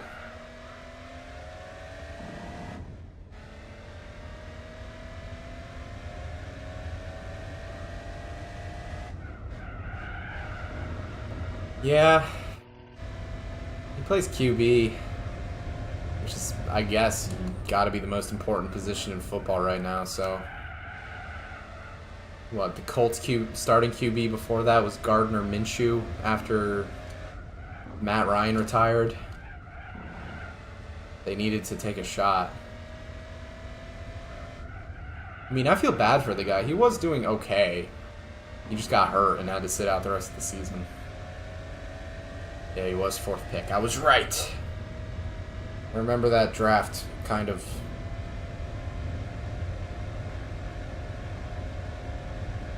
Him being taken 4th and Bryce Young being taken 1st was two very odd anomalies that definitely happened as a case of scouts getting overzealous, I have to say. I think Bryce Young definitely should not have been 1st overall. It was a very odd move.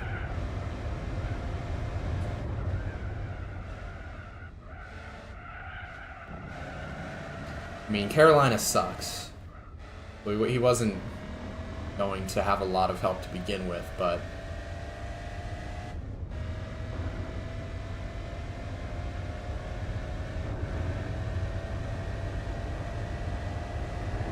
I don't know. Scouting's hard.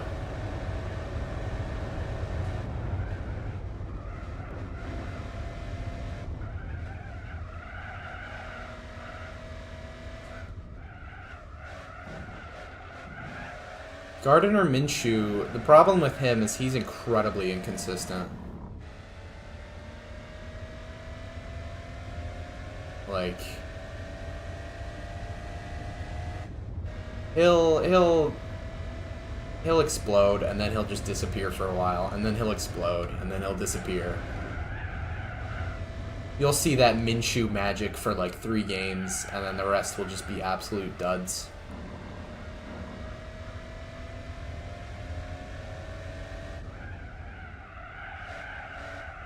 At least he's got a funny mustache.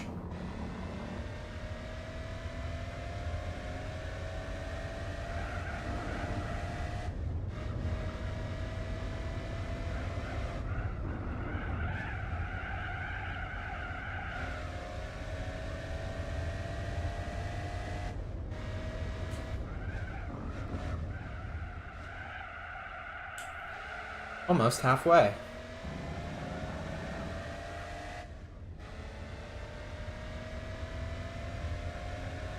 About another lap from like right here for it to be halfway.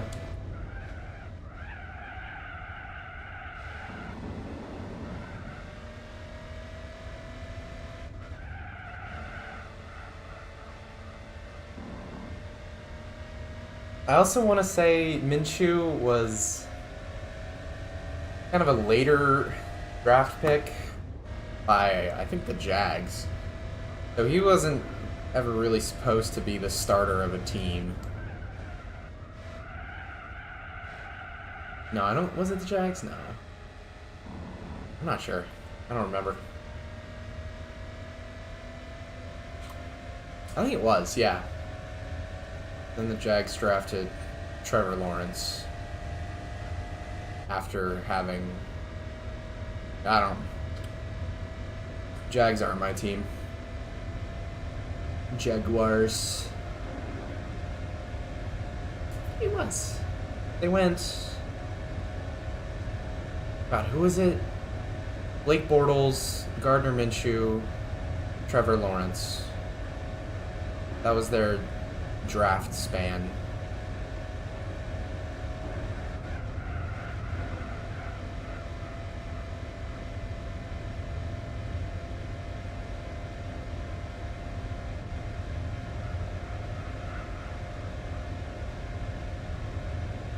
I know ball.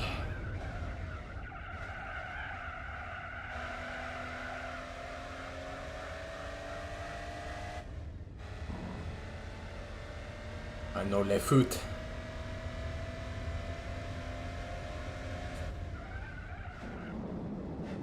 Okay, so he was a late pick by the Jags. Okay. NFL record for rookie passing touchdowns. And then Baker Mayfield, first overall pick by the Browns, beat it. Only for, like, fucking, who was it?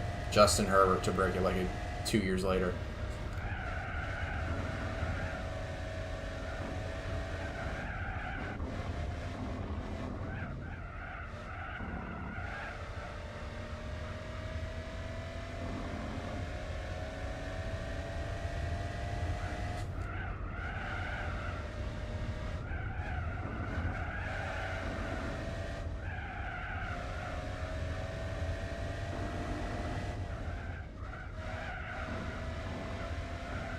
I feel bad for the Jaguars. I'm not a fan of them, but I know several people who are, just out of living in Florida. They got to, I think, 2017 AFC Championship game, almost won it, and then they've never been, like, properly good since.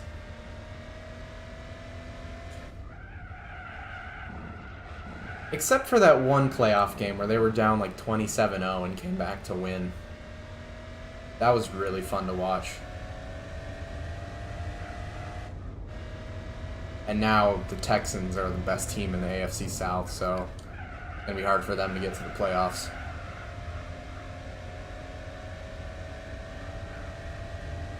The dog-eat-dog world.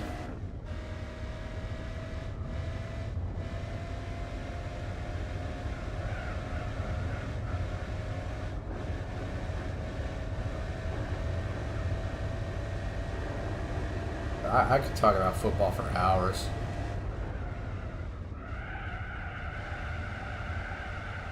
I just wish... I always try to get into, like, Madden just because I, like, actually play football and I, like, know the sport really well. But I cannot play sports games to save my fucking life. I just... not... There's, like, no neuromuscular connection for me. Like, I can't do what I actually want to do, ever. I'm always pressing the wrong button. I'm always doing the wrong thing.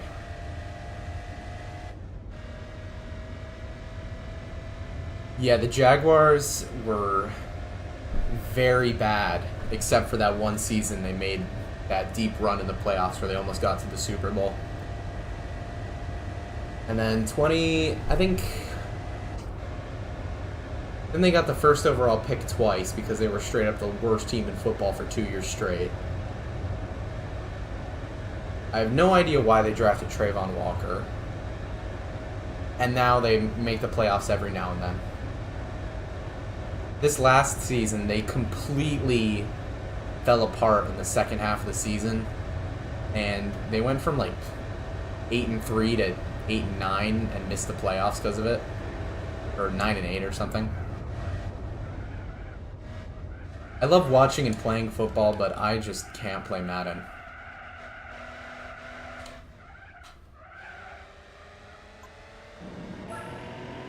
Just so hard for me to just do. Because you have to think, you don't do like you do in football. Alright, what, 16? That was what? That's 64. I did 3 stints. So 64 divided by 3. 18. Is it? Oh. No, it's not. Whatever. I'll just put it in halfway. I don't care. I don't know why I couldn't do math there. Very strange. 4 divided by 3. That's not divisible by 3. That's why. It's 21.3, dummy.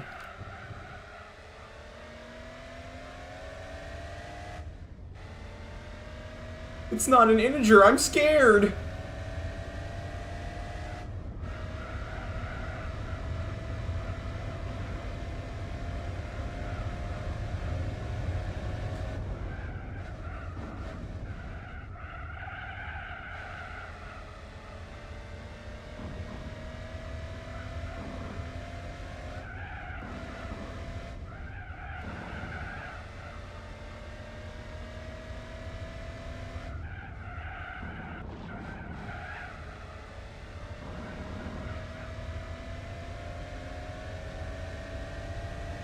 Why did I say 18?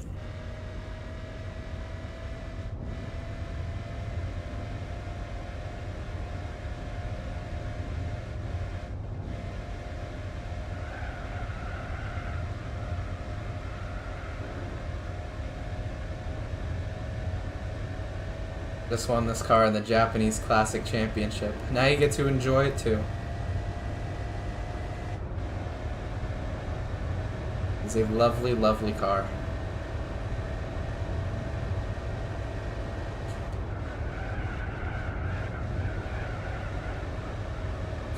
It has so much grip, man. Car from the 70s taking that corner at 120 is just wow. Absolutely incredible.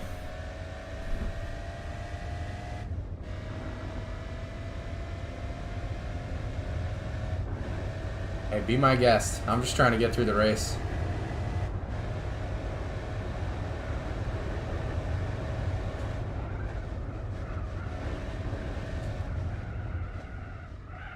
Let me know what's possible.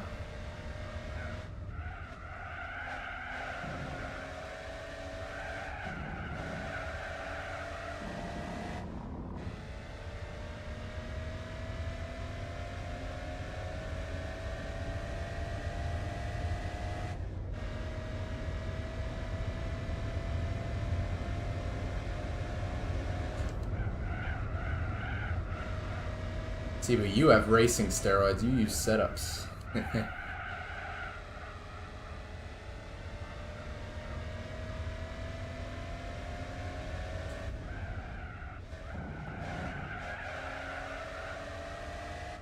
Yeah, everything about this is stock. Straight out the box. Just sports hards.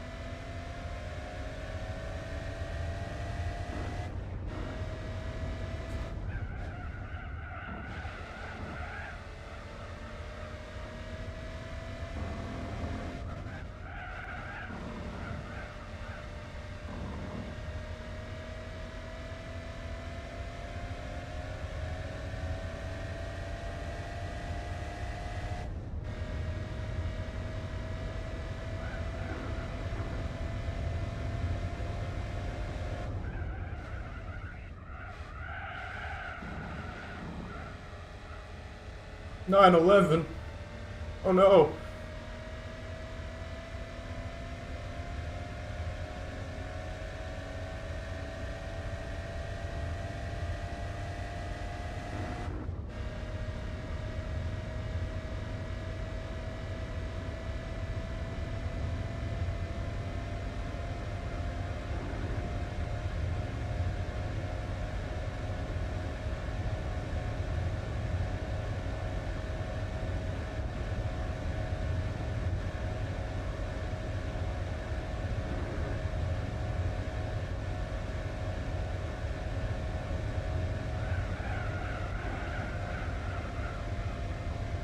I don't think I'm great at this game, but I do think I'm pretty decent at it.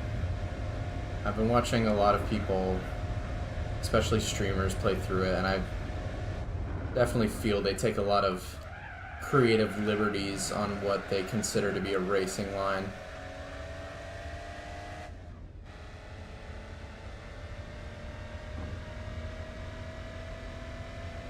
It's just interesting.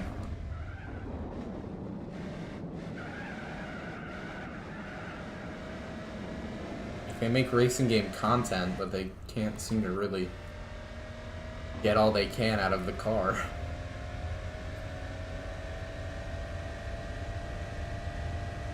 I'm not saying I can, but I can at least do a better job than most people.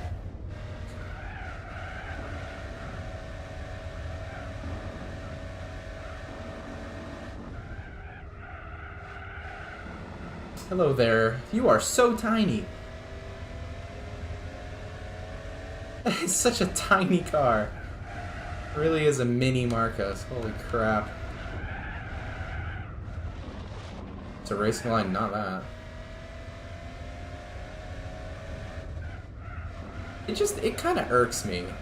Especially when they'll, like, cut entire corners just to sort of get a race over with, kind of. Like, I mean, come on.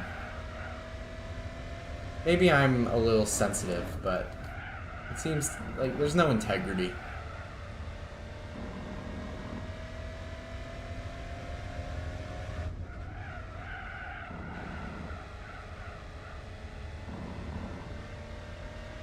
Drive the track as it's supposed to be driven. Respect the game.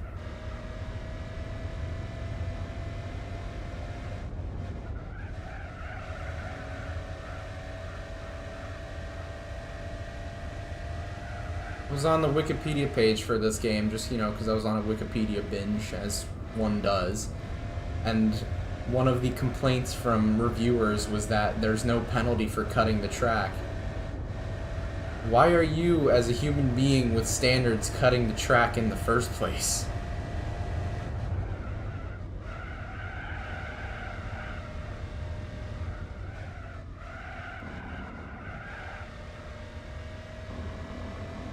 Yes, there are no penalties, but that doesn't mean you should just do it.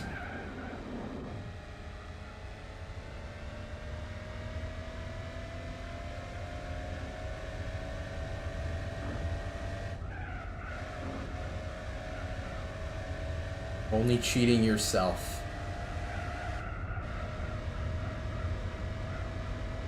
by not learning how to take chicanes.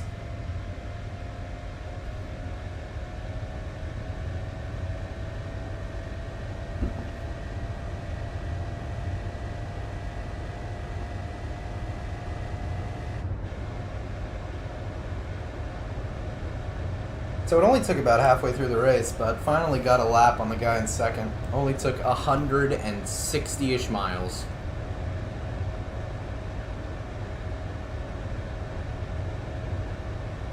Curious. Well, it is a 9-minute lap.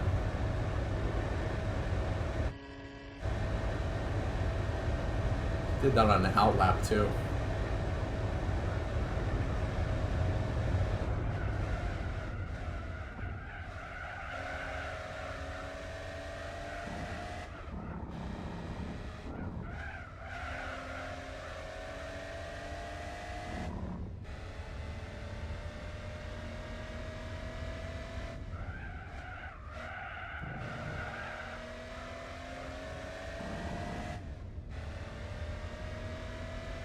Makes me so sad that you can see the GP track in the background, but you can't drive it.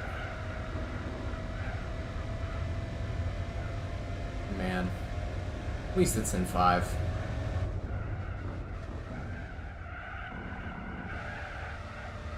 The 24-hour race in that game is really nice. Full grid, full layout, GT3 cars, bundles of fun.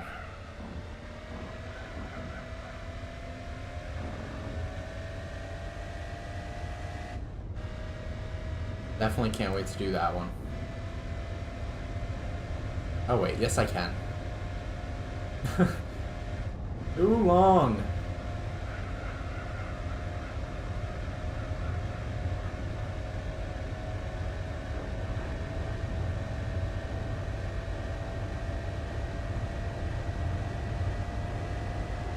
"24-hour race at Le Mans, that is pretty fun too, I think. All modern prototypes, full grid, weather.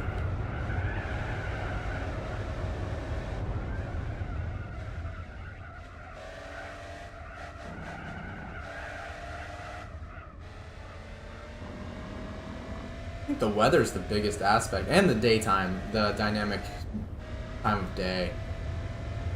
That is a. It seems kind of inconsequential, but that is a game changer for endurance races, in my opinion. Because I love night racing.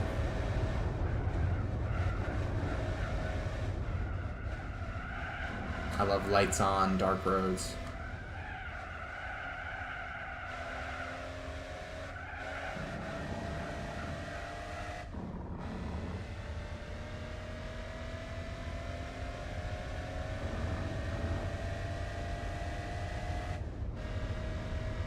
Who's that? Is that Kit Kat?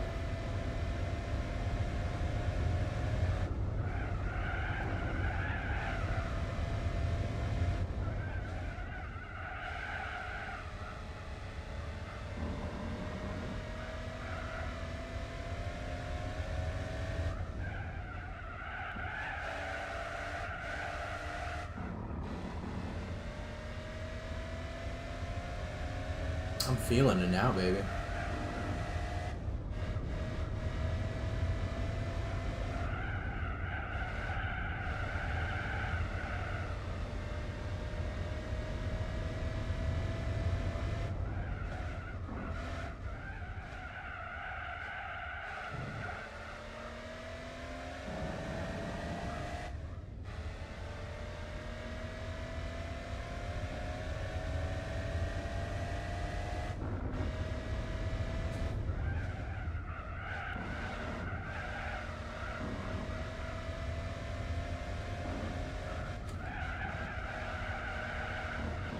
Aw, phooey, man.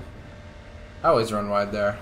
Feel like one of those pretty deceptive corners. This track is really fun to push in slower cars. A lot of tracks aren't really that fun in slower cars. Mainly just because of how long it takes to get from one point to the other. But this kind of defies all that. Sure, it's got long straights that take fucking ages, but when you get to the actual sections of the track, corner after another, it's great.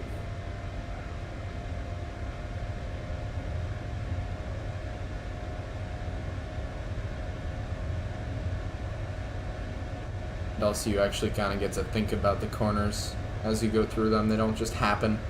It's not instinct.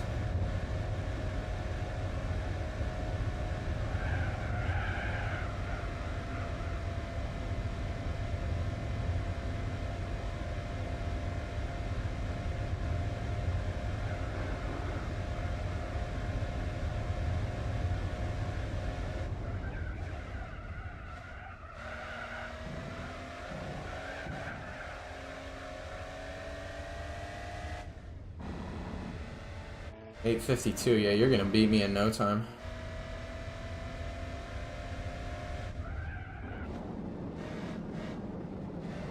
This lap would be quicker, but I ran off kind of early on.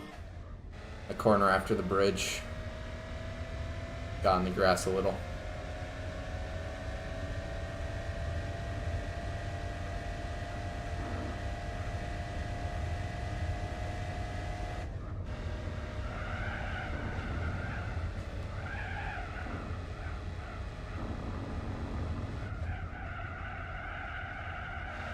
Oh, and there's that. There's that one.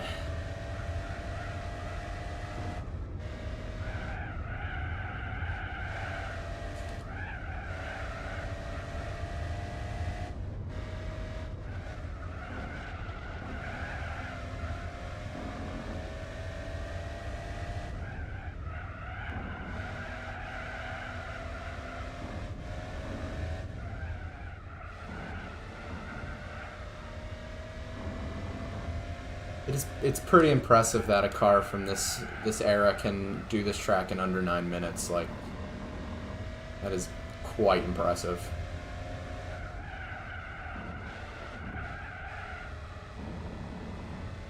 Pretty consistently, too. That's well over an average speed of 60 miles an hour.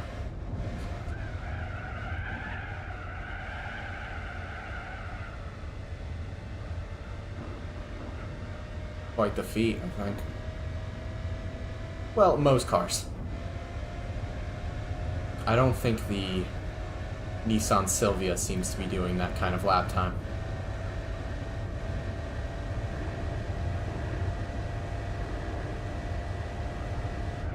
Or anyone but me in this race.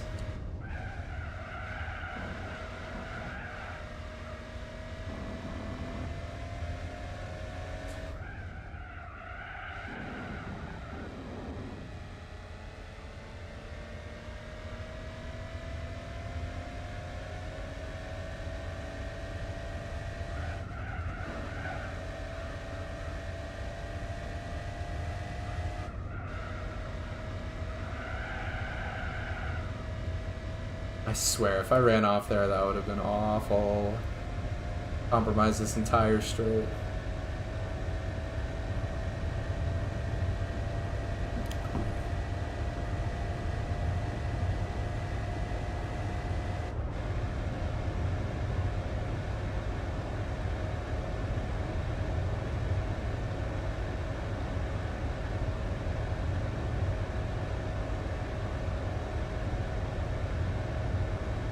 This is good practice for that 24-hour race with just one long straight. X button pressed. Head down. Feeling bored.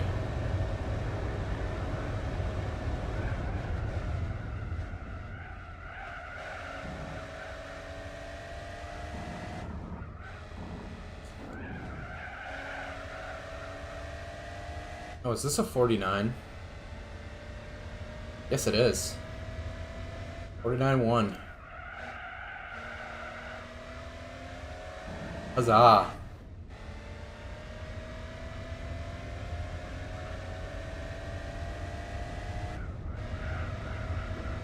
Now I just have to not run off anywhere.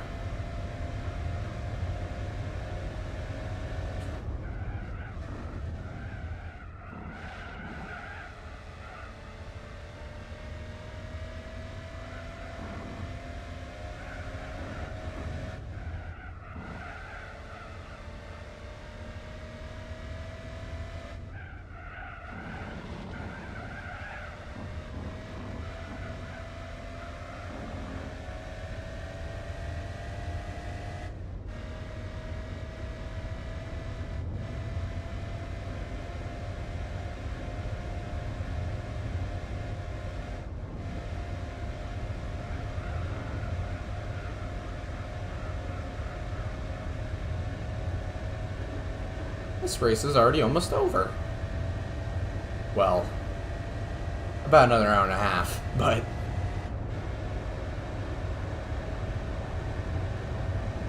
it's coming close. This is definitely the farthest I've ever made it in this race. That's for sure.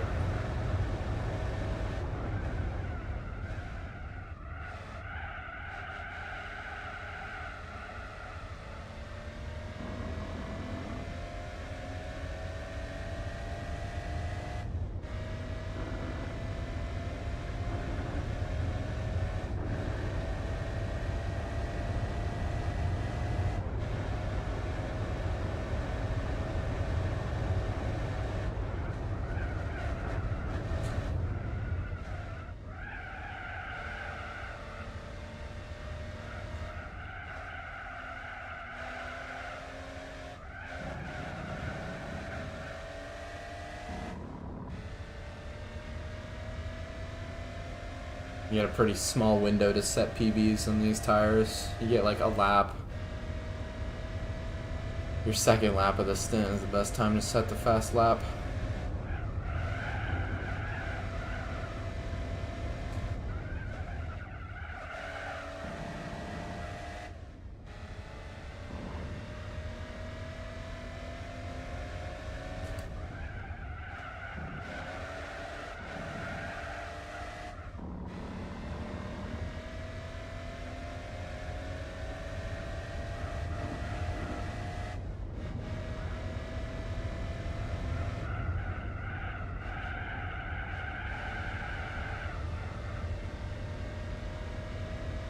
Might be pushing these tires a little too hard. Oh, who cares? That's for next lap me to worry about.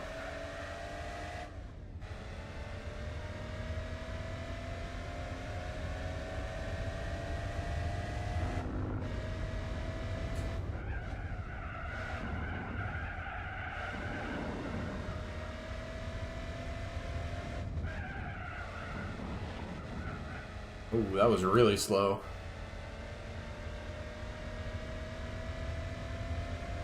Slow climb is definitely painful if you take that corner kind of badly. Lose a lot of speed.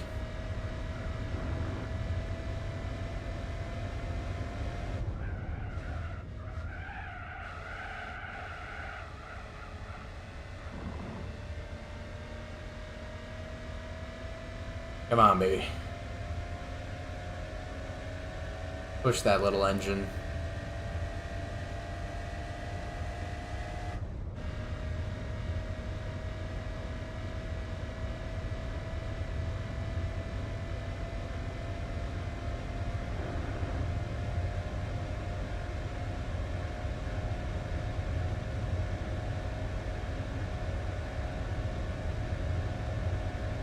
Oh,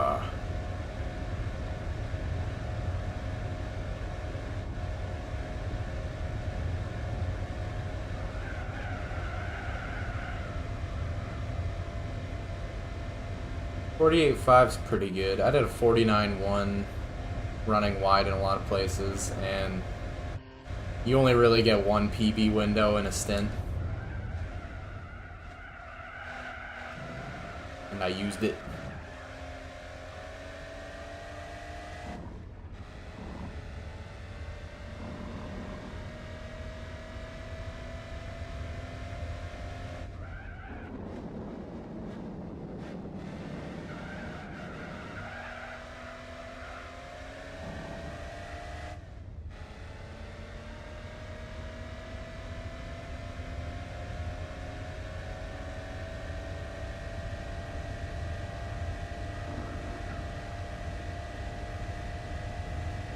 Okay. Yeah. Oi, oi, oi.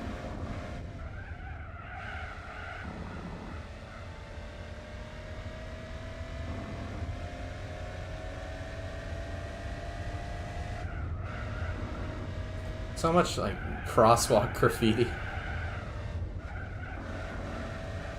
This is where I want to cross the street.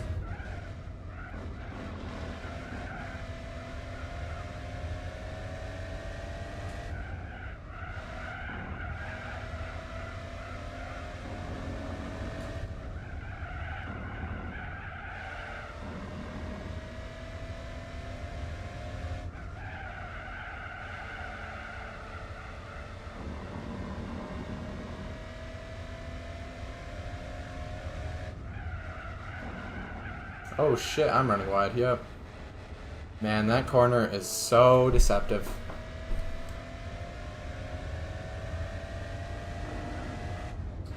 Only the map kind of showed it better, but you know, it's very, very tiny. Can't really see anything on it. Because it's from such a large zoom. Makes all the corners look itty bitty.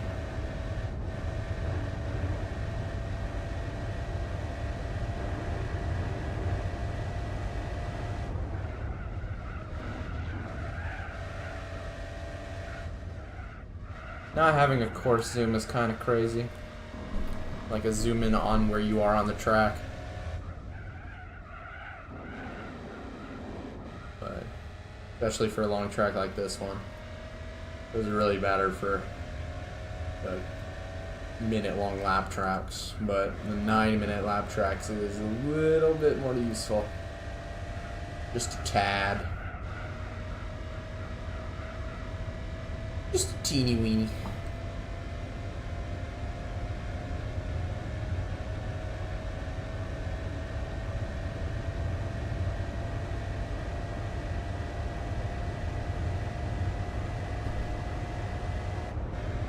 Look at that castle over there. That's a nice castle. That's Castle Nurburgring, I think. Well, Castle Nurburg. Or maybe it's also not that at all. Castle Nurb.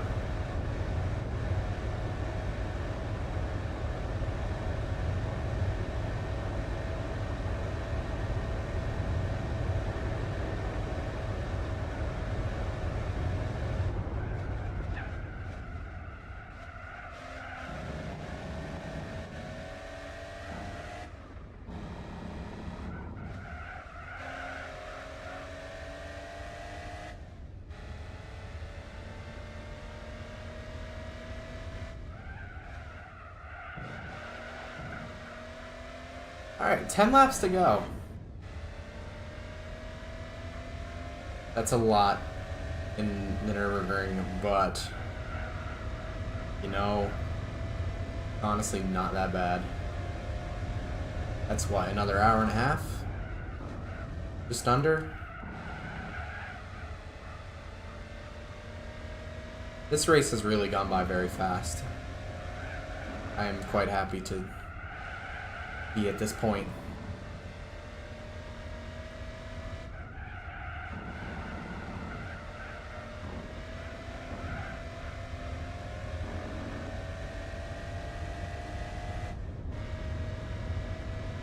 Only have what? Not including this stop coming up, 2 more stops. Gotta pit lap 20 and lap 24. I think lap 24 I'll put on like mediums or something to get through it.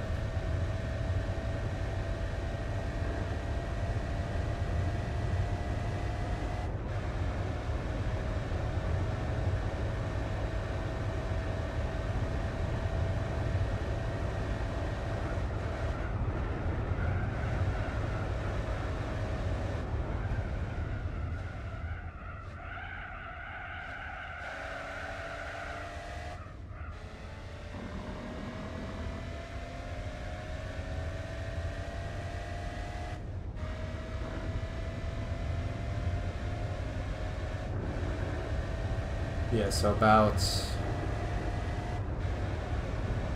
2 more stints, or 2.25 stints, not including this one.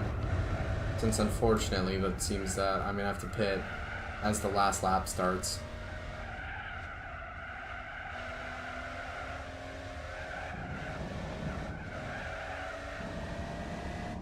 But yeah, not much longer. Pretty close.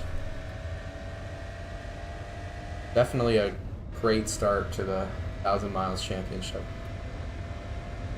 I feel like this is going to be a lot easier than I initially thought it would be. Mainly just because the race lengths are a lot shorter than I'm used to right now. Used to going out for the whole 4-5 hours straight, and now I'm doing like 3.5. It's nothing right now. It's absolutely nothing. Give me more lap races. I want more lap races. Kind of tired of time races.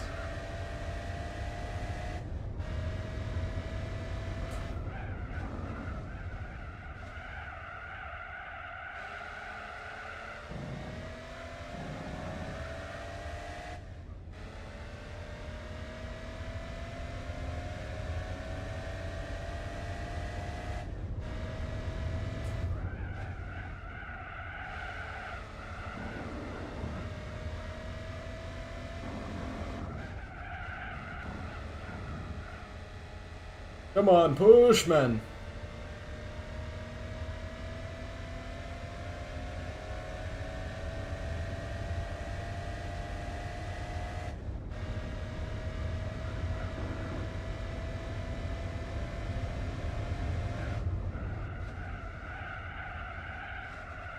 Oh, fuck. That was dopey.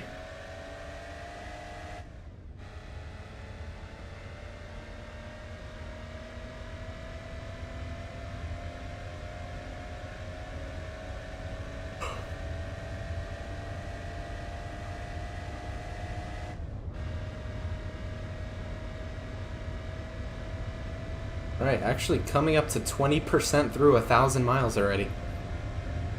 Number 200's coming up in, like, right now. Oh! That was crazy.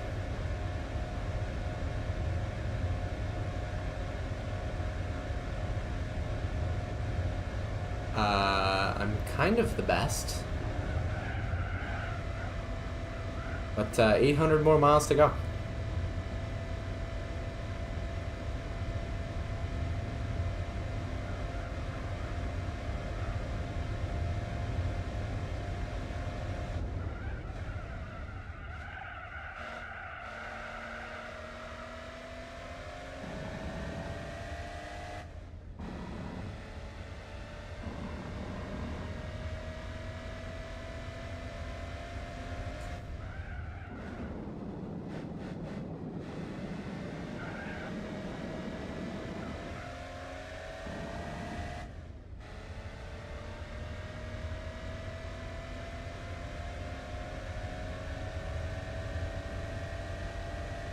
Oh man.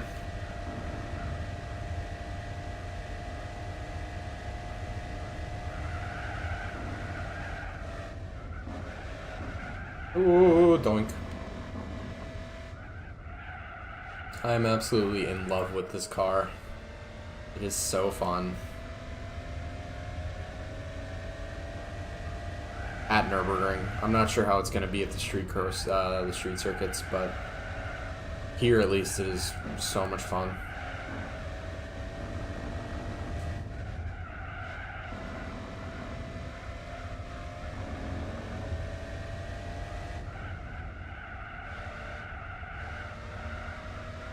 Catching out to the Sylvia again.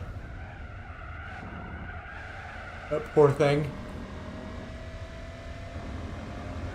Mired so far behind everyone else.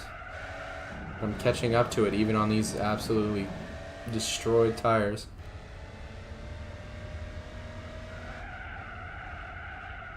Oh, oi, oi, oi, oi. Oh, there's actually two cars up here. The Sylvia and another car. Interesting. Maybe the Sylvia and the Carmen Gia. Or the S800. One of them. Not too sure which.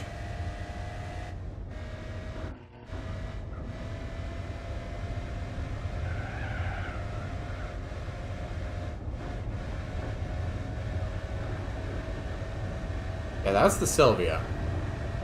But I don't know what car ahead of him is. Either the S800 or the Gia. The Volkswagen.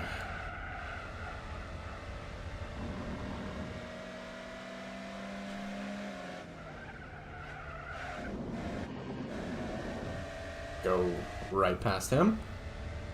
Oh, that's the S800, yeah. I think that car has issues on its tires. I found it just stopped on the side of the road earlier. Might have poor rear tire wear compared to everyone else. So even though it tries to go the same distance, it just spins out.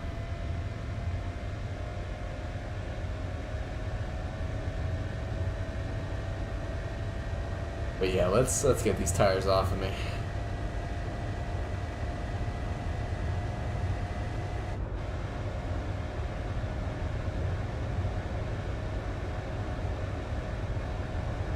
Only 9-ish laps to go. That's what? About an hour and 20-ish minutes, I'd say. Damn. Zoom by. All hail our Nissan Skyline overlords. Not just the R34.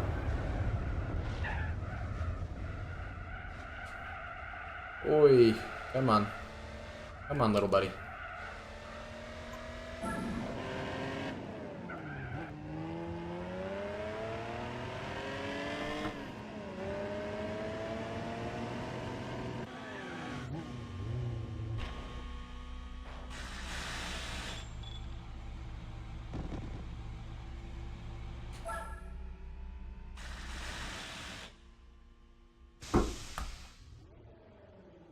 Car's got pretty good fuel economy.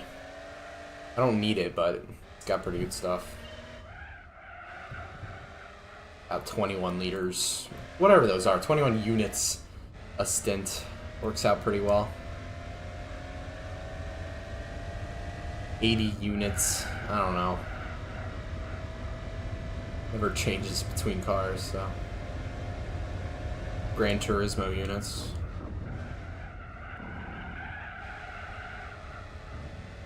So that's the best way to think of them.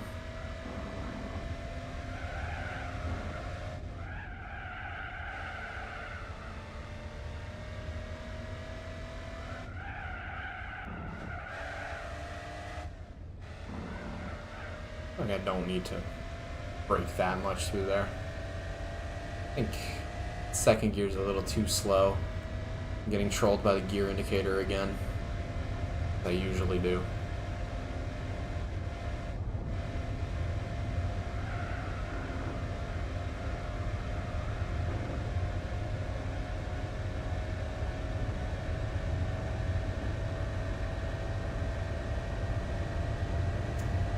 But this race is going pretty quick. I'm not lie. For a Nurburgring race, it's definitely progressing.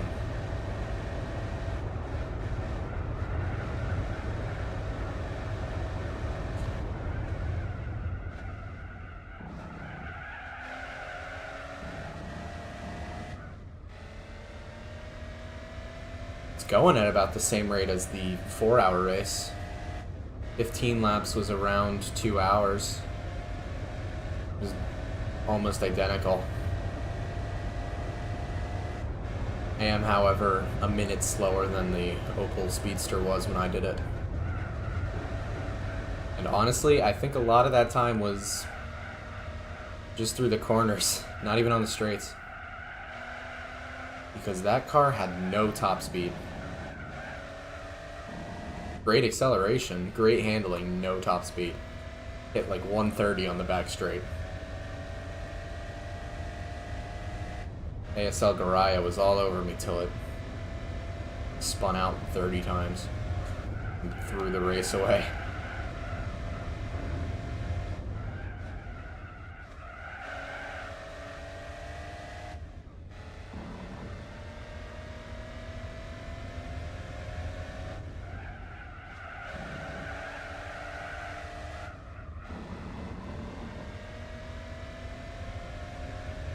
Where's the Mini Marcos? Oh, it's at the start of the lap.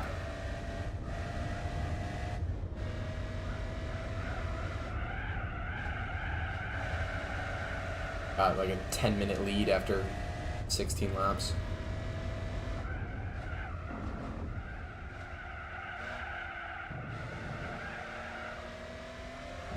Near S800. That is such a small car. That's insane. Cars used to be so tiny. Like, that is minuscule. The small 800.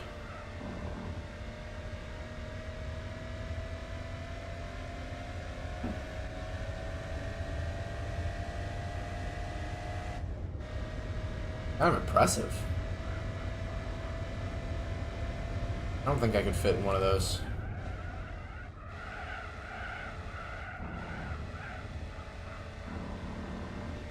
I think anyone over 6 foot could not fit in one of those.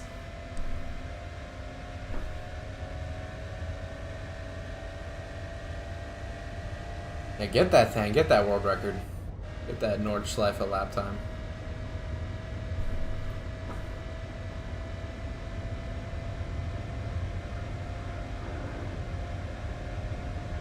Ruin the car as James May often thinks the Nurburgring does.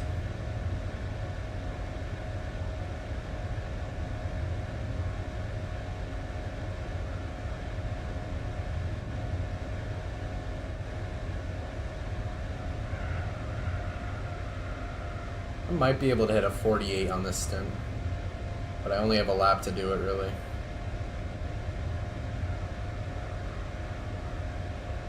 Because the issue is, first lap, obviously it's an out lap. You've got the pit exit slowing you down. Second lap's where the tires are good. Third lap tires are worn. Fourth lap out is the in lap. And the tires are really worn. So my window is very small to set a fast PB.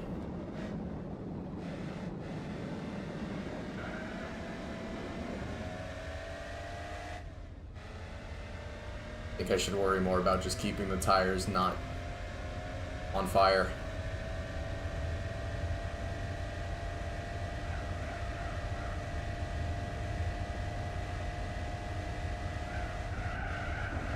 Yeah, I definitely wouldn't tune my car to be fast at the Nurburgring, but it helps. I'm using 111 on every assist, the bare minimum, just so that they're kind of there.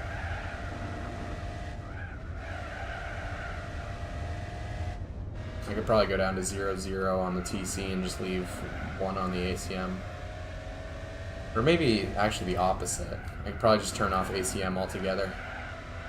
Or ASM, not ACM. I don't know where I got the C from. Probably the TC.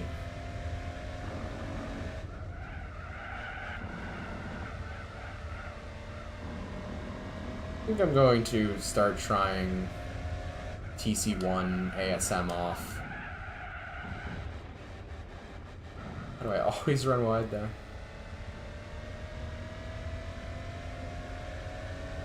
Because I feel like any traction control above like 3 is just hilariously oppressive on the amount of power you can put down.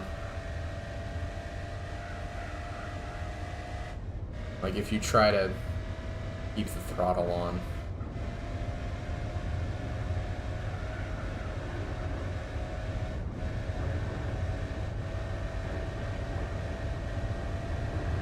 Yeah, I do 111 mainly just so that, like, I don't have to completely micromanage the car through the corners.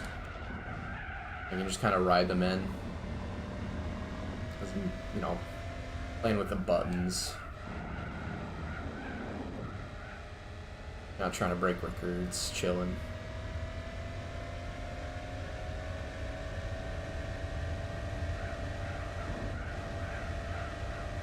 Definitely some cars need it more than others, like this car probably doesn't need any at all.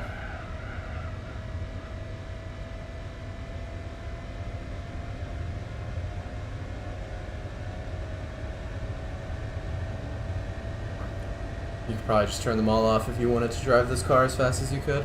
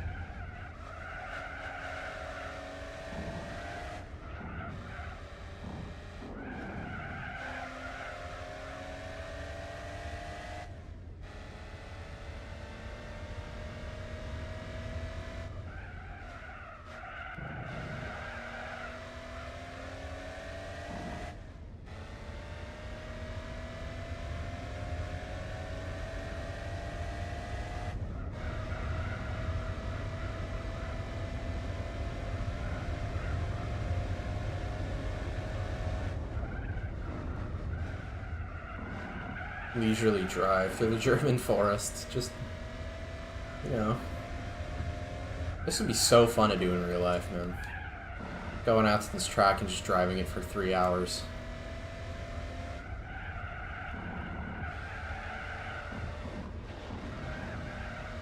Oh, there goes the lap. Oh well, guess I'll just cruise.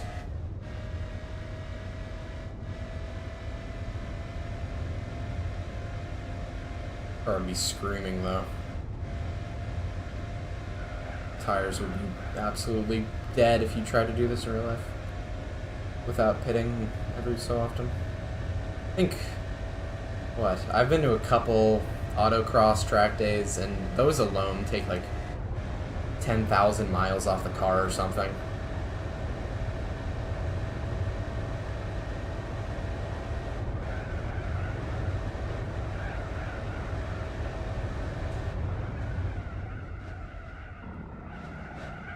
That's a pretty decent price.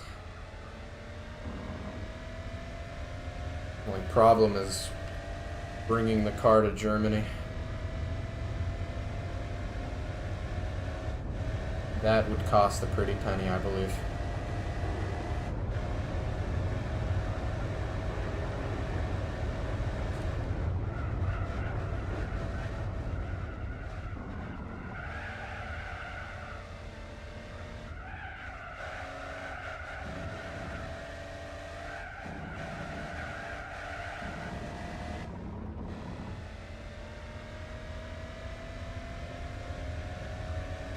Two.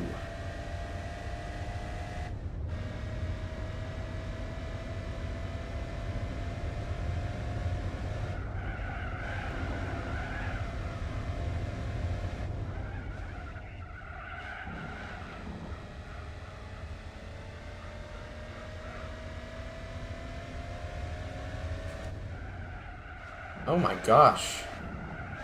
Renting a Porsche sounds like a damn dream to drive around the Nurburgring, but golly, that is quite... I would not expect that to be very cheap.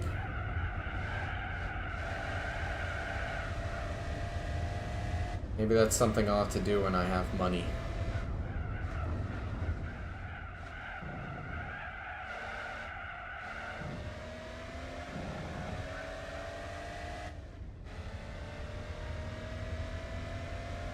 As of right now, I don't have much.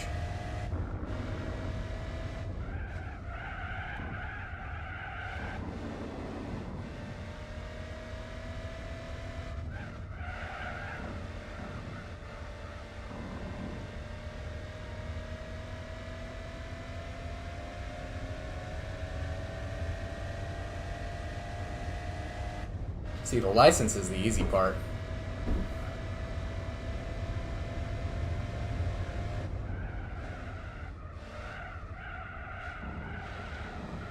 I don't really know how it is over there, but over here, I got it pretty early just because it was such an easy test to take. You have to, if you, like, actually kind of understand how to drive, you have to try to fail it. Which is a little bit of an issue because some pretty unsatisfactory drivers can end up on the road. And that happens a lot. We have some pretty awful driving standards.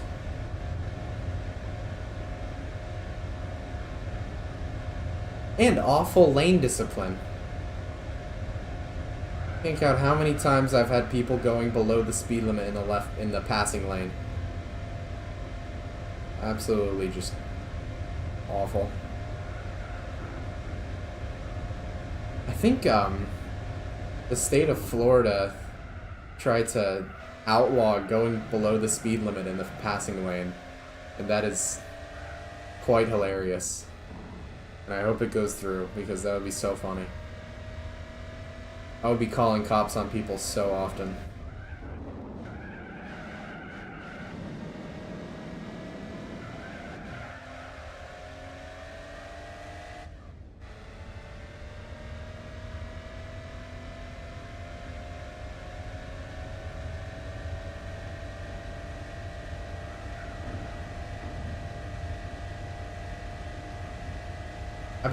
I think I took a test too, because I got it a while ago.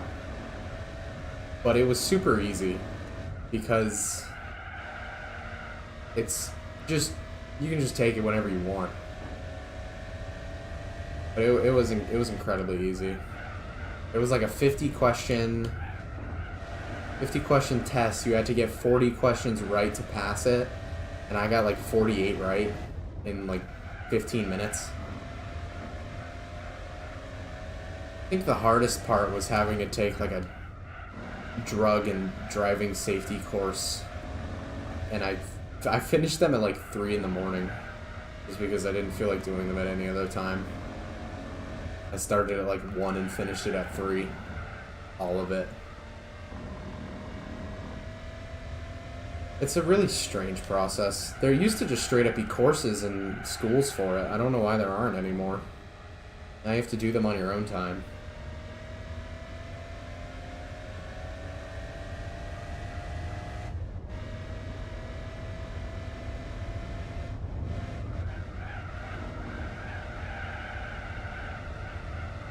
It's kind of counterintuitive.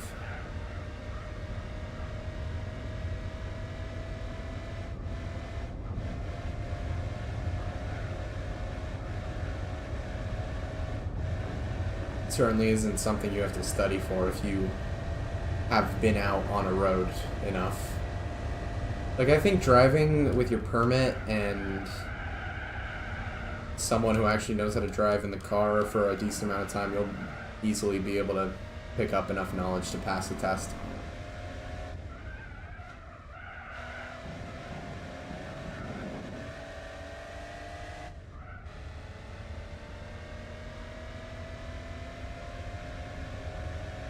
Yeah, it's basically what we had, except we didn't have the roundabout stuff because we don't really do those here.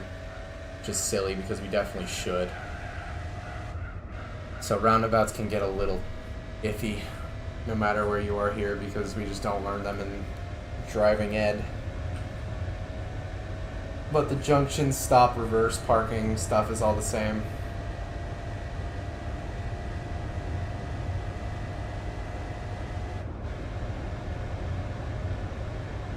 I think I got points off only for having a crooked parking. That was it.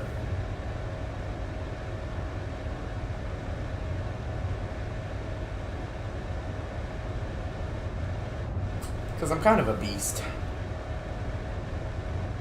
I'm kind of like the best. Alright, who's this? Oh, it's the Volkswagen. The Volkswagen that does not look at all like a Volkswagen.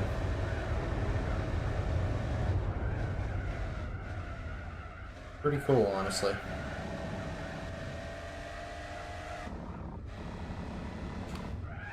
It's such a unique looking car. It's very interesting. I like it.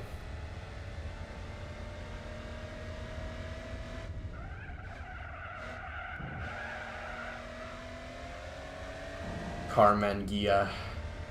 Whatever.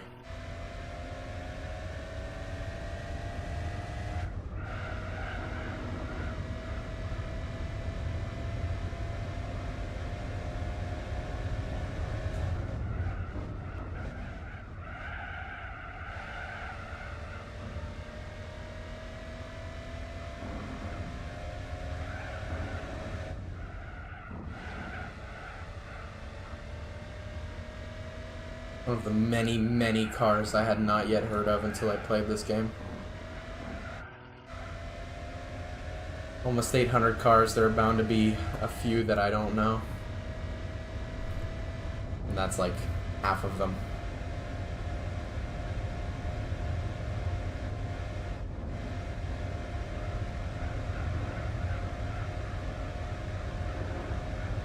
I have to say though, this game is probably one of the like greatest archives of cars, because there are so many, this series in general, especially like Gran Turismo 6, there are so many cars that I never seen or heard of or will ever see on the road that I can learn about and experience just from this game. I've never seen a Carmen Gia before. I don't know who Carmen Gia is. He's probably a designer. Probably a long gone car designer. Because of Nori Yamauchi, I know what it is. Sometimes it feels more like a celebration than a video game, like winning a Model T for getting like all silvers on the S license. Or is it all golds? One of the two. And it's like, I mean, it's a part of car history, yeah, but I kind of wanted a car I can drive. What do you mean? It's the first assembly line car. I can't drive it anywhere. Can't enter it in races. Can't forget about the first two. Benz patent wagons. Eternally a meme.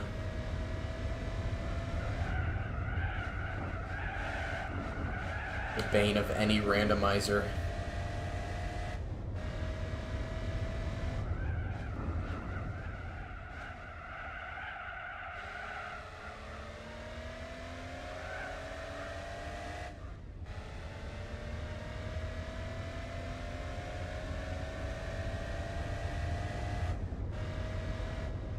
That is a pretty impressive lap. I think I'm at the point where I'm just cruising.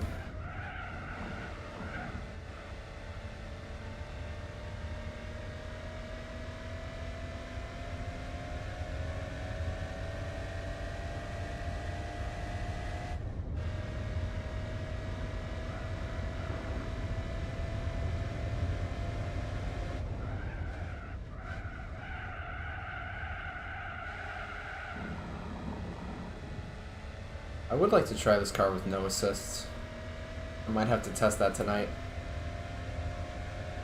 But at a track like Paris, with all its slow speed corners, I think it would be a lot better with no assists.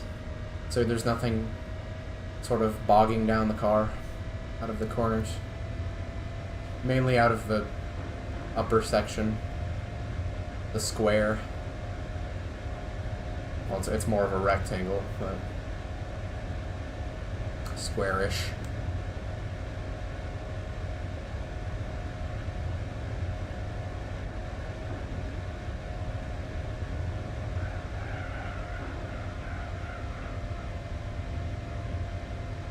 Yeah, it's fair. It's a school night.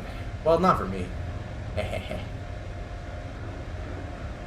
I don't have classes on Mondays, thanks to the beauty of university scheduling.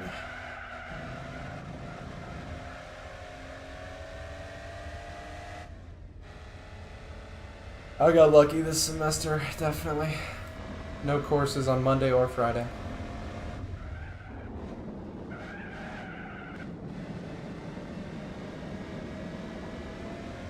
Oh, wow. I didn't even get an Easter break.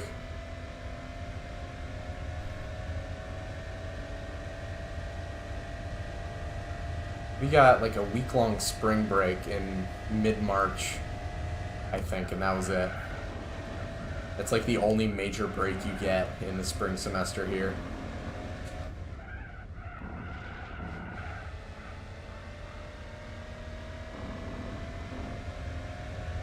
They're pretty grueling.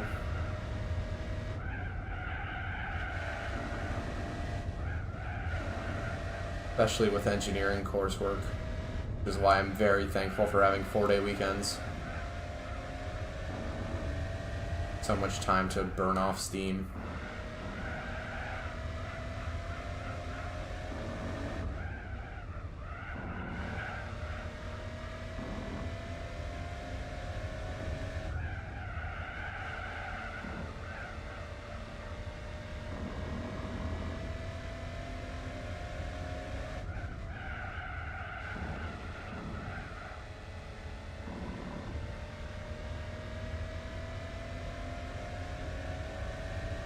I am studying computer engineering.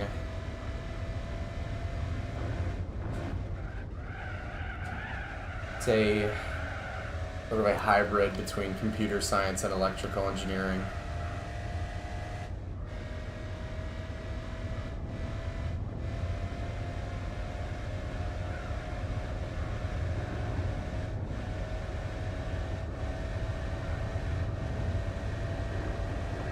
Trying to get into career of either embedded systems or microprocessor design. One of the two.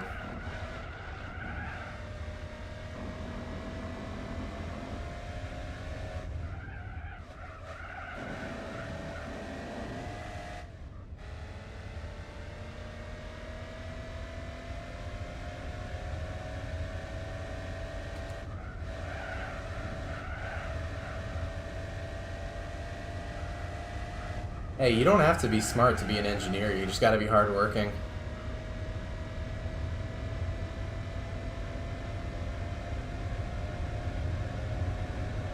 It just makes it a little harder.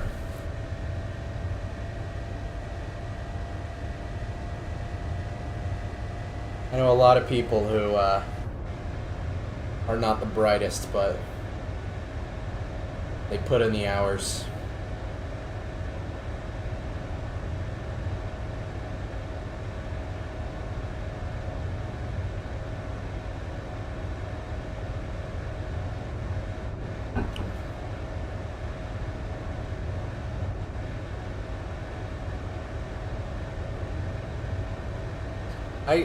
I guess the way I picked it was I knew I wanted to do something in STEM. I wanted to do something in computers. And computer science is just incredibly oversaturated here in the US. Everyone and their grandmother is a programmer or software engineer or something. So I was like, why don't I go into the hardware aspect of computers? Because I'll still get to work with them. And I'll have probably much more flexibility, and I wouldn't have to live a life of cubicle work as a software engineer.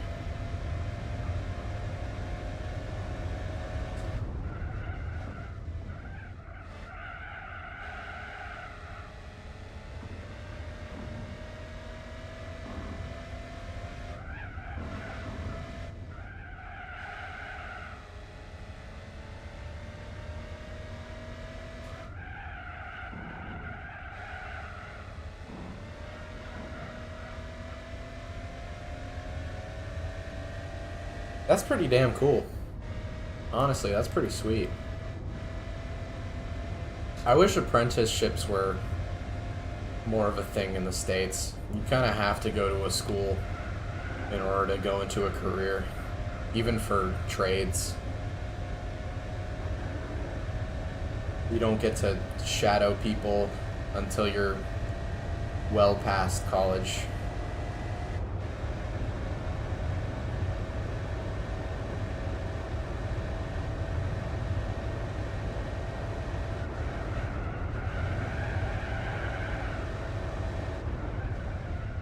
I could probably just take that corner flat out, but I'm too much of a wuss.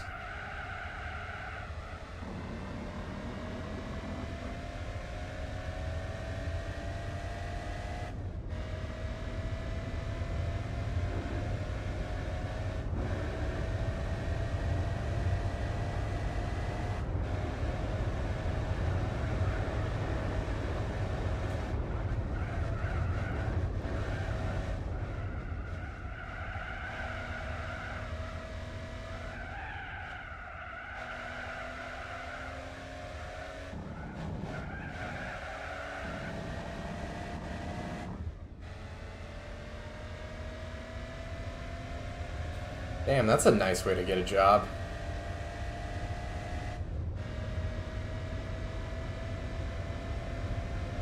Wish someone would walk up to me on the street and give me one.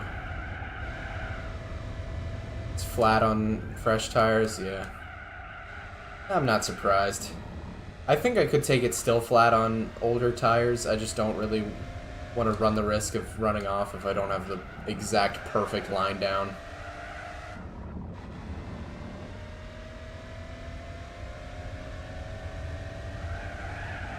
Because they're a tad bit worn as it stands.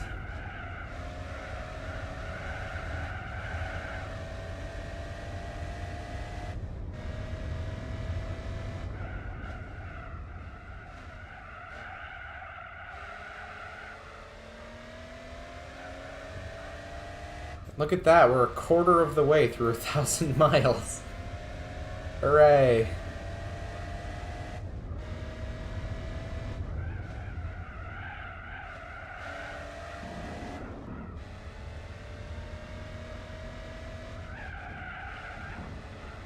Yeah, the risk versus reward on older tires is not quite to the ratio I'd like it to be.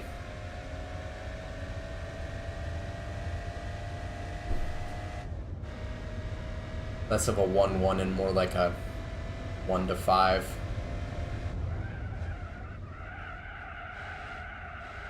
Reward versus risk.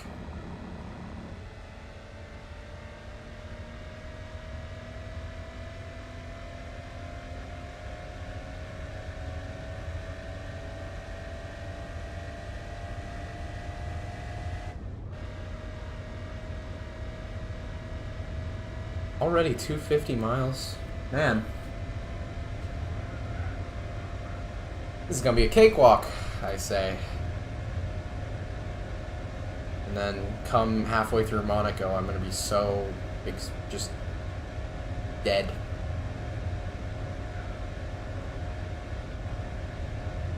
That Monaco race is gonna be the real killer, I swear. It's gonna be the hardest race in the championship.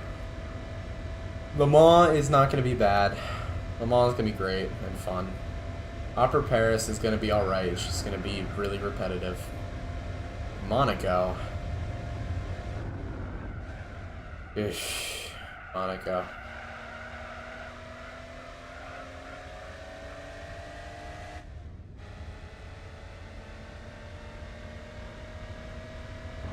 Hey, I hope it works out for you, man.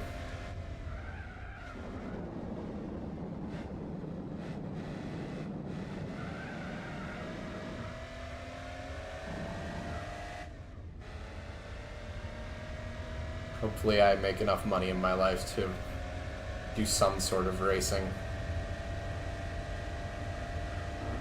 Probably won't be through starting a company, but just...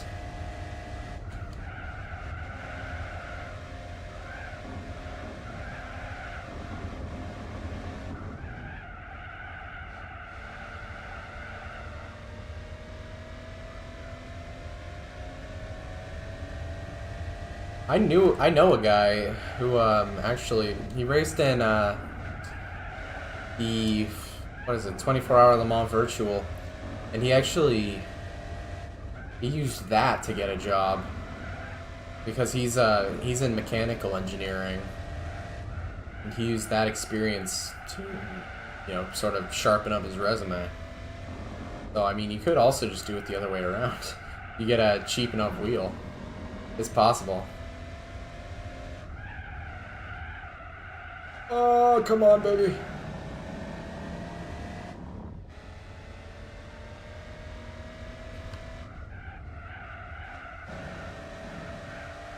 He raced, I think, for Alpine in one of the more recent events.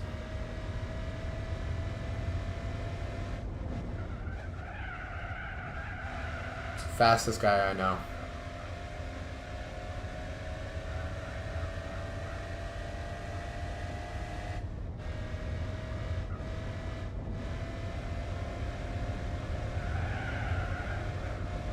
But I think he, too, like me, sort of had to phase it out because of university. So, but he definitely could get back into it.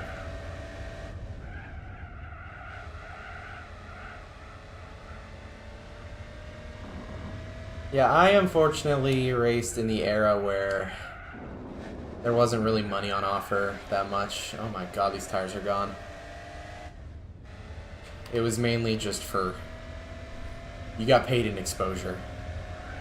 There were streams and shit, but there was no, like, prize pool. It was more about experience and exposure. I certainly got both. I did not get paid.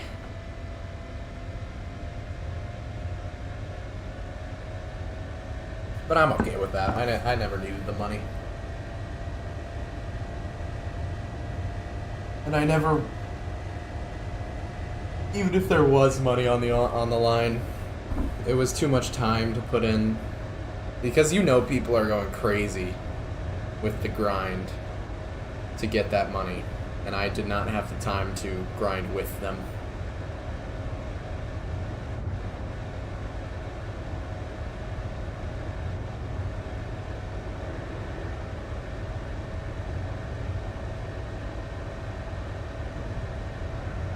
Maybe someday I'll go back to it. Alright, I'm really gonna have to pit with 1 lap to go. So, good thing I have mediums. I'm not gonna put them on right now, but just to get that final lap over with quicker.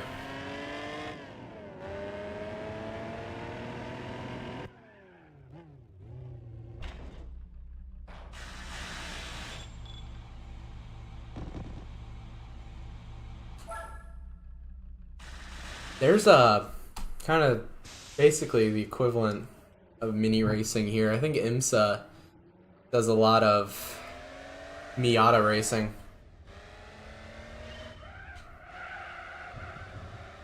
Just a bunch of dudes driving the IMSA courses in Miatas. The race at Daytona was pretty insane. I think it was like 3 wide for the finish.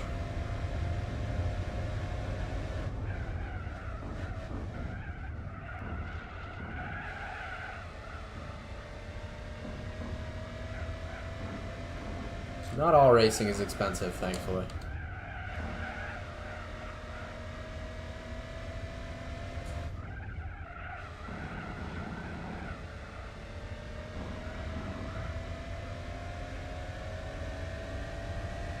Could also do autocross, the SCCA, but that's an American thing.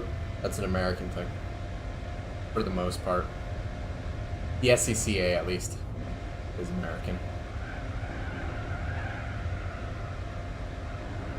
No? Yeah, the MX-5 Cup is insane banter. I love it.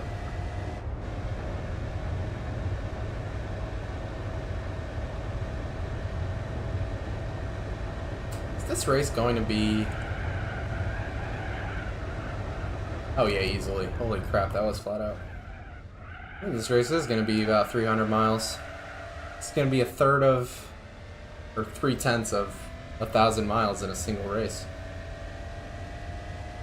Well, I guess the Paris and Monaco races really are just playing catch up.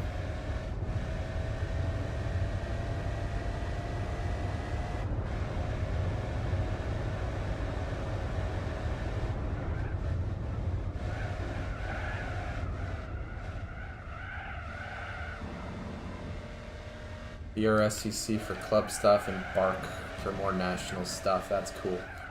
My grandfather did a lot of SCCA stuff. Did a lot of street racing category in his Miata.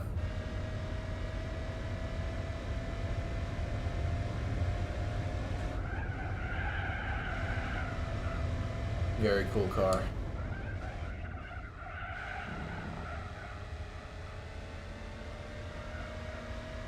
Oh man, only 5 more laps. That's not very long at all, he said unassumingly.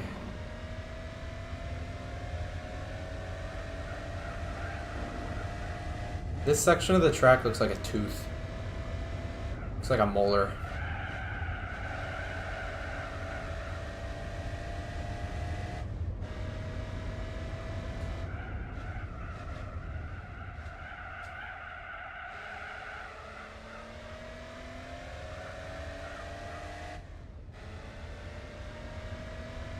Does seem that way.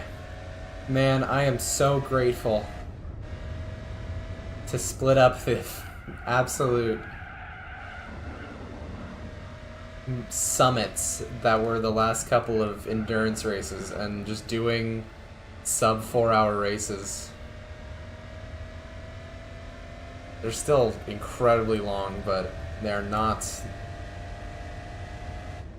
fucking whatever the word is.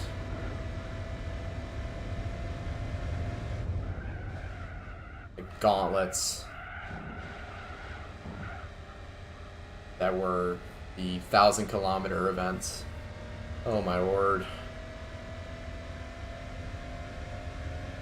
Finally, I can eat dinner at a normal time.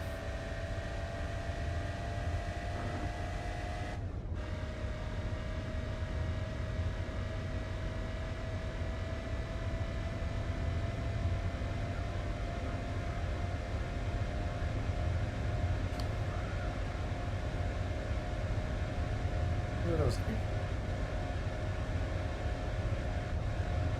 I don't know.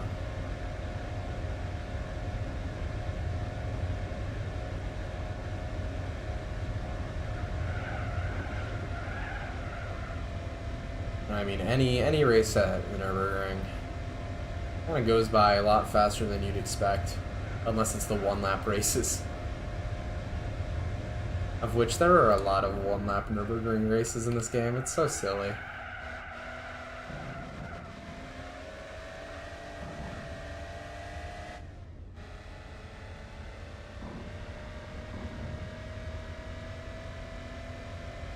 Well, what are you gonna do? You're not gonna want to drive more than one lap of the Nurburgring in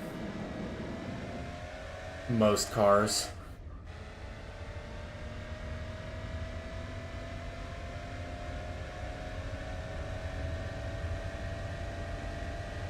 This was also a lot shorter than I thought it was going to be.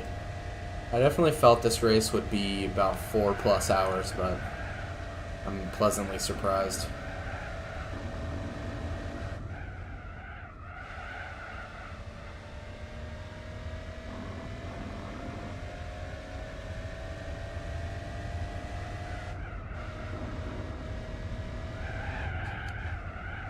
I messed up that corner a little.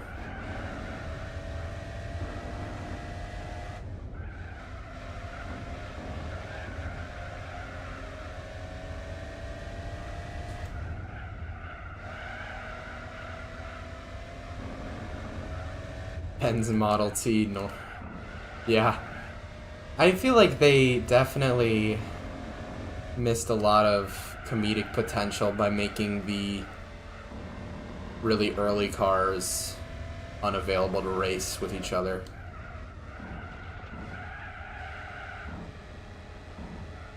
I think having them in a sort of one make or driving mission event would be a lot of fun.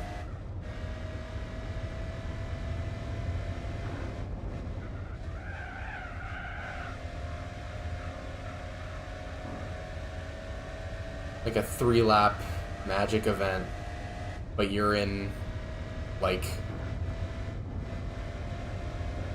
the Auto Union V12 Streamliner, and the lead car is the Patent Wagon, and it starts 2 laps ahead of you.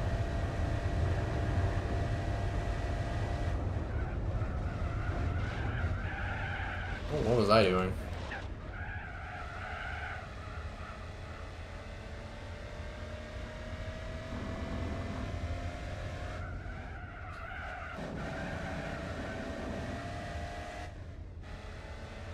I would really like to know how long it takes to get the Benz through this lap.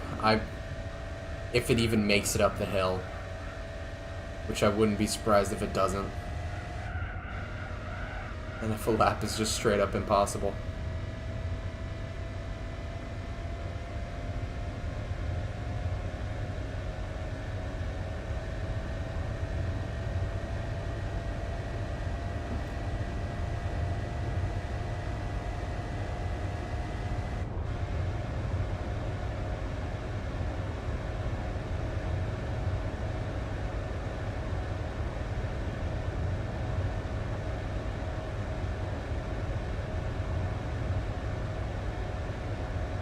Where's the Marcos? I want to see if I can lap him one more time.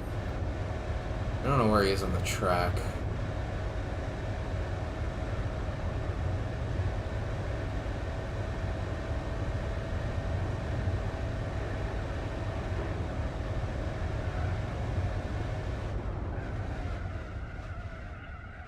Tried it sideways up a hill. That is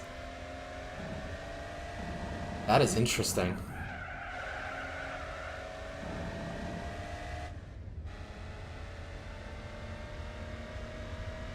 What, the top speed of the car is 13, so it's got to be over an hour long to do a single lap? Gosh.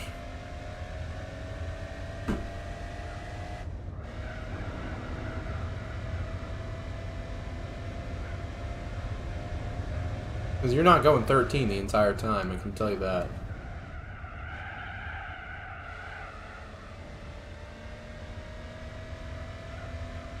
Gotta be well over an hour.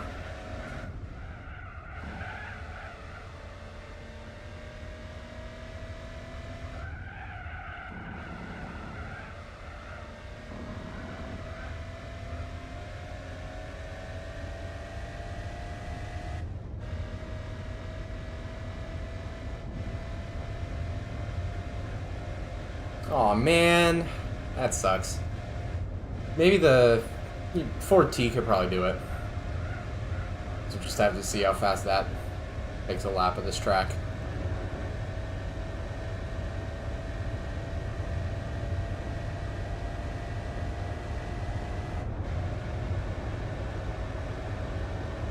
That is so strange, man.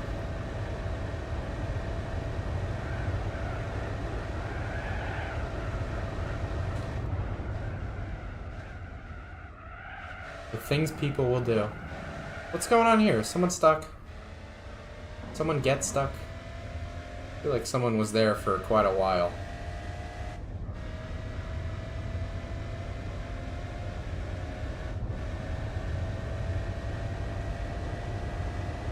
Oh, I don't think I'm gonna lap the Marcos again. Seems to be a bit too far up the road. Oh, yep, someone did get stuck. Hi there, buddy. How you doing? You need tires.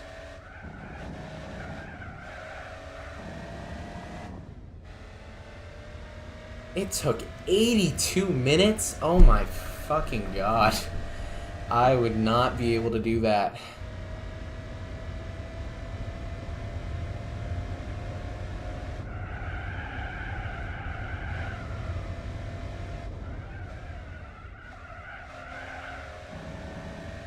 That is ridiculous patience.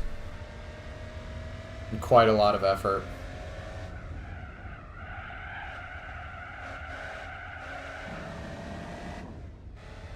Hit 80 on the downhill. I guess at that point you don't really need an engine, it's just kind of physics pushing you down.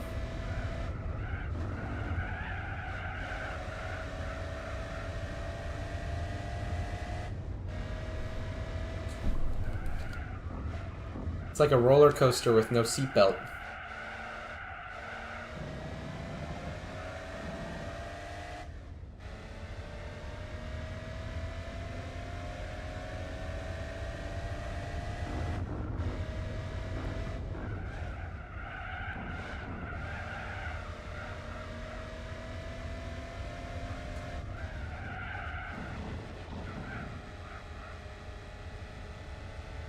I definitely would not want to be on that.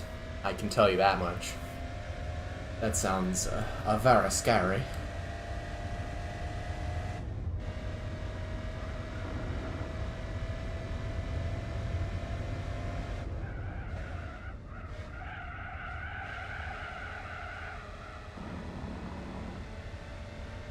Especially because what? You control it like with a stick? I don't even know how that thing works.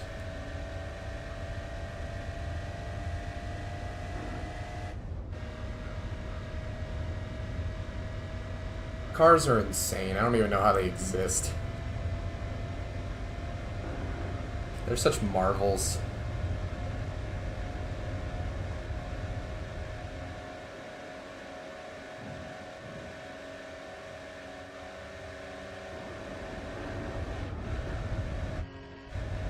Gotcha.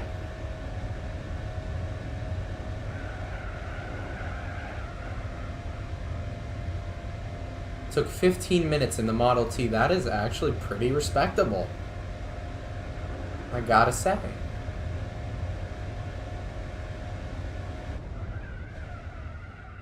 That is quite... Going from 80 minutes to 15 minutes around a track with about a 30-year development cycle. Pretty good. That's like a... What?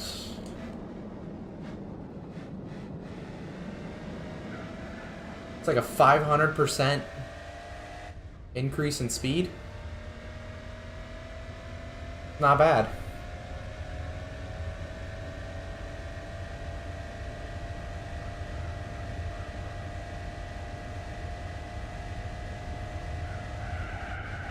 For about 30 years, that's not bad.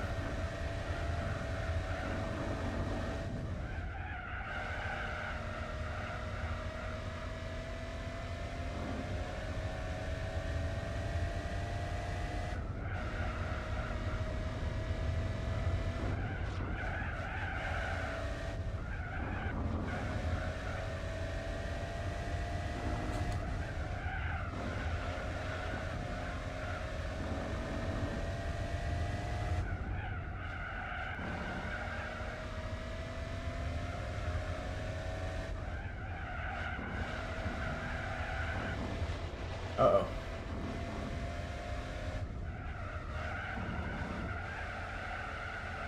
"55 miles an hour, that's quite a pace for a 1910s car.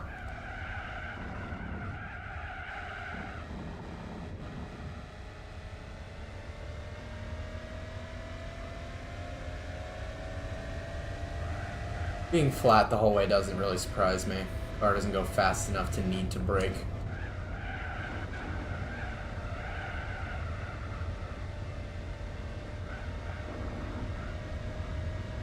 There really should have been a Model T event where you go up against other Model Ts. It's kind of like untapped potential. Like driving those rinky-dink early 20th century cars would have been awesome. In races, at least.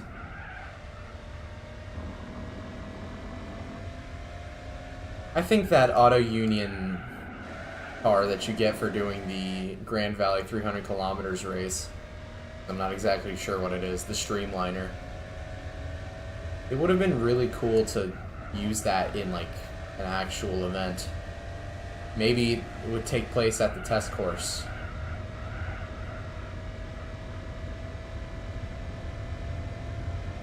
Yeah, the Polyphony Digital Horse. You can't upgrade it. And you get it for completing an event in the Benz.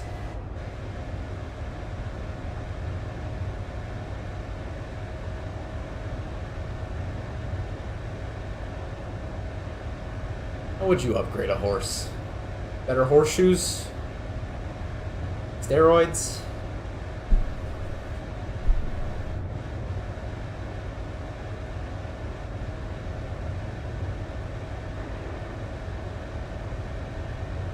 I think Polyphony Digital is weird enough where they definitely could do something like that if they really wanted to. Hell, they added a lunar mission. Why not have horse racing? Who cares, man? Whatever.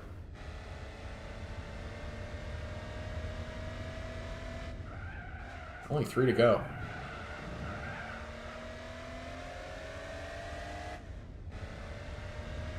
Exactly.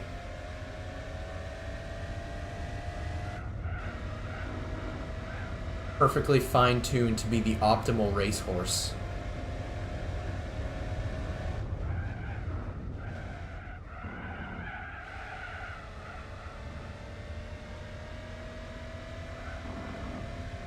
Genetically modified to provide as much power through its legs as possible.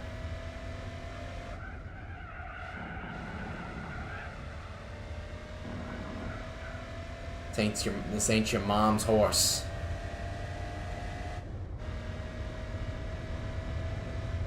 Yeah, and his little GT Auto uniform too.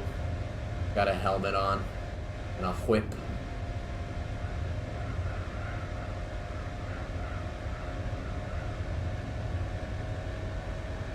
Instead of adding all those random cars that nobody's ever going to buy because they're too expensive, and in Gran Turismo 7 they should just add a horse. Add that to your cafe menu books or whatever. Horse mode.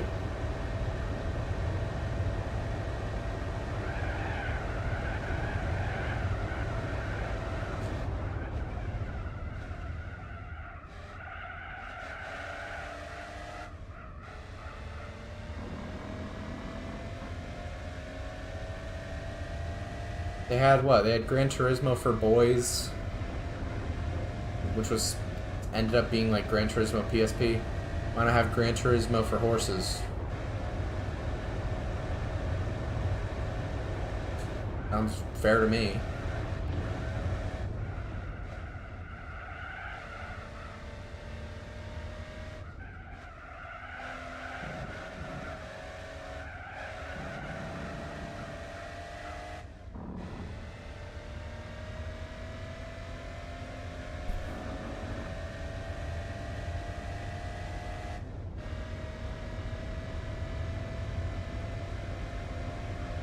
Mod Taurus trophy. That would work actually pretty well, I think.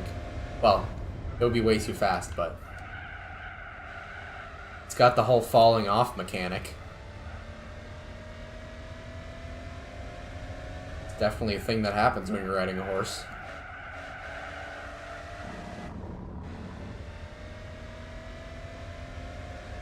I would love to try and play Taurus trophy because I've never ridden a bike, like a motorcycle. I've never driven a motorcycle game. I have no idea how they even work. I'd love to give it a shot, just throw myself in the deep end and just see how much I fail. It is a pretty unique game.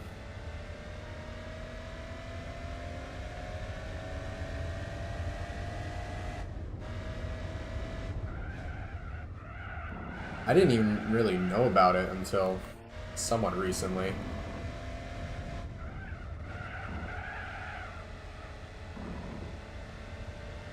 Yeah, let the horse eat as many apples as possible within the given time.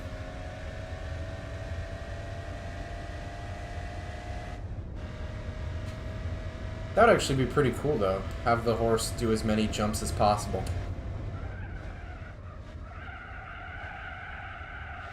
Yeah, it's so different driving a car and riding a motorcycle. There's so many different elements. Having to deal with having two sets of brakes, leaning and steering, the rider's positioning, it's just crazy.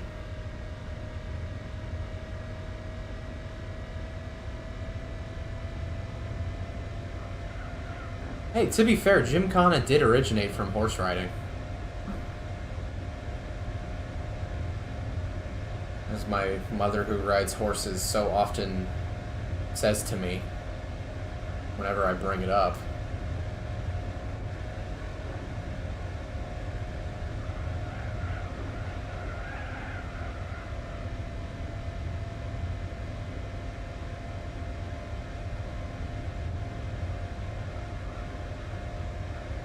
But yeah, Taurus Trophy seems like a fun little challenge that I'd like to take sometime. I hear it is a little iffy to emulate though. Sometimes there are a couple issues.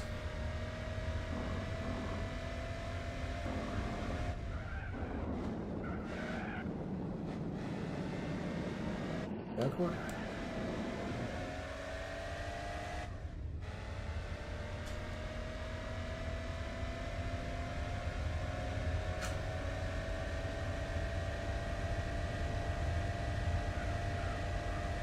Oh my god, we're almost there.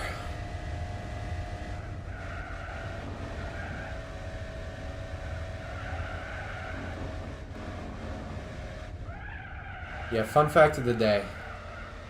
Gymkhana was literally horsing around.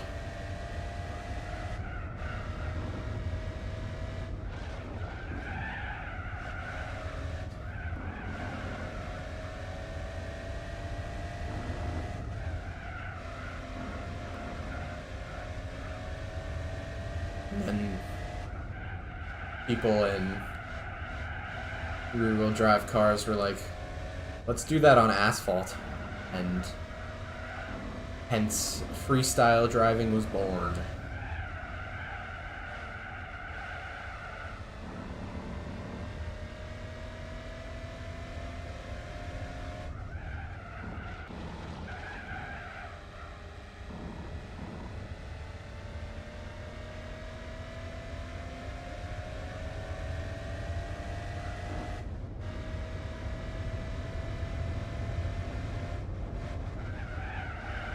Yeah, I'm gonna have to pit. I'm gonna have to pit one more time. I'm gonna have to pit with one lap left. That is so cruel.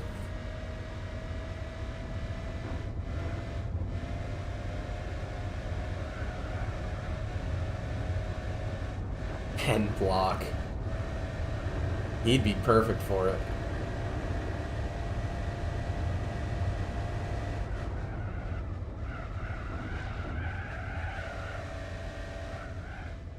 You could get pretty creative with that.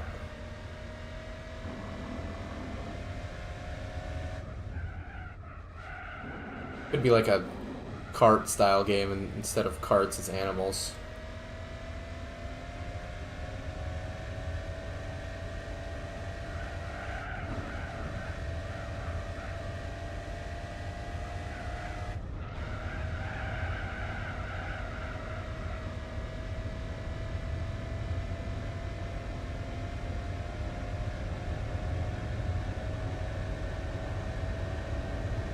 Oh man, my throat is itchy. It's pollen season here, and I am horrifically allergic to pollen. And I've just been suffering. I need to get some, like, allergy medicine for it.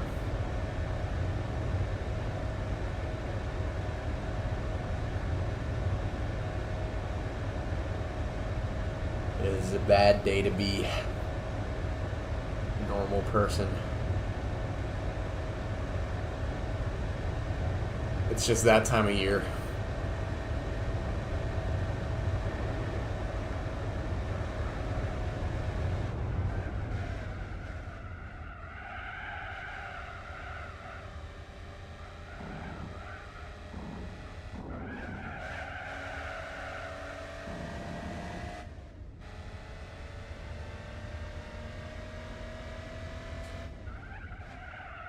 Two to go. Oh my gosh. A sub 4-hour race. Never thought I'd see it again. I am doped to that corner up.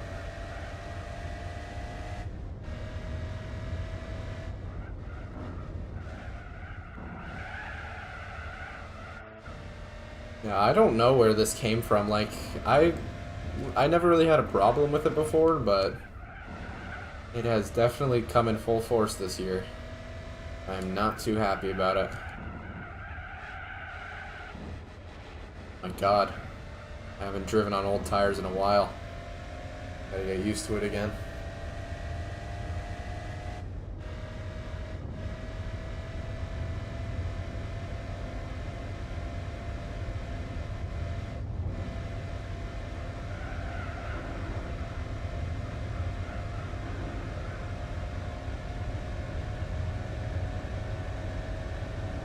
Come on. Power.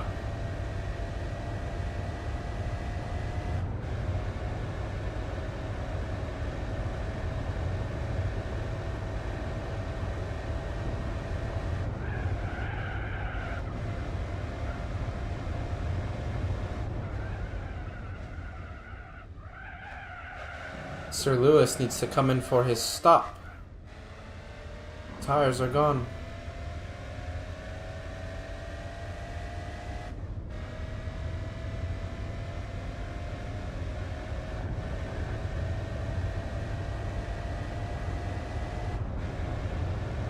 I cannot believe he's going to Ferrari. That is just insane.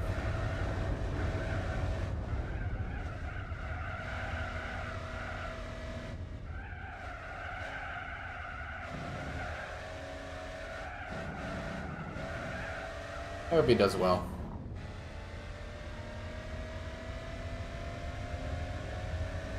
Great parody songs about that online. Are there? I will have to look at them afterwards. See what I can find.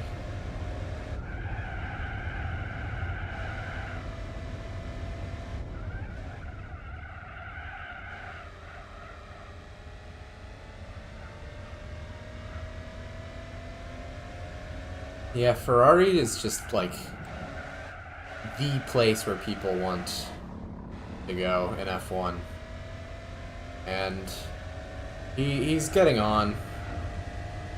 So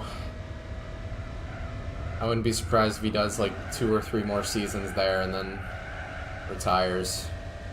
I hope he can get at least 1 more win in his career.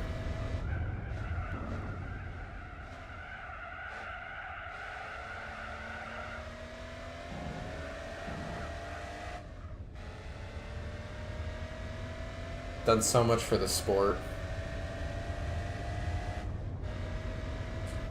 Nothing but respect, honestly.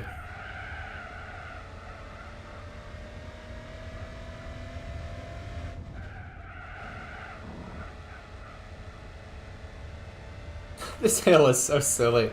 It's so steep. Car just inches. Man, I love lower powered older cars so much.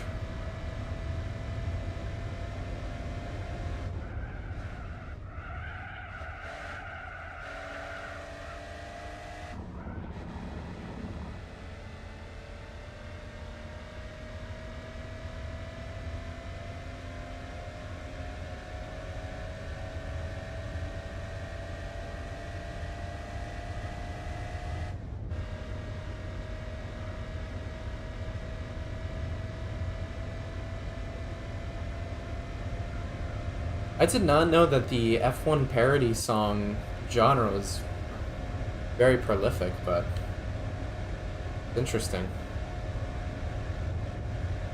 I'll sneak a peek probably later tonight.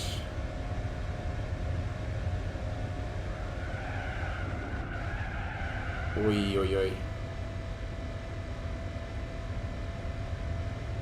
Can I lap the Marcos again? There's no way, right? There can't be.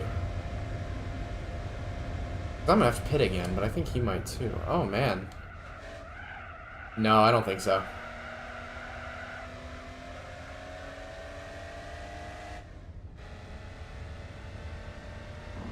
No. That's a shame. Oh well. I'll take a lap up. Oh, come on.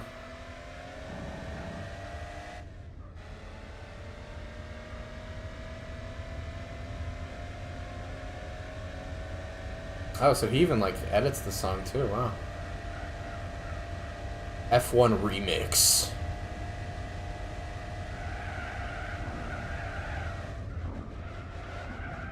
Oh, bonk. $50,000 in repairs. Car's destroyed. Season's over. I have to restart the race.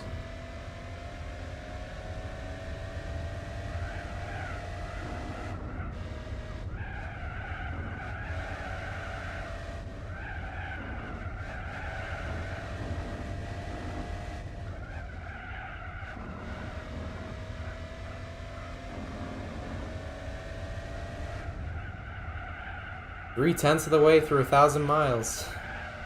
If they're not lying, that is. This better be 1,000 miles.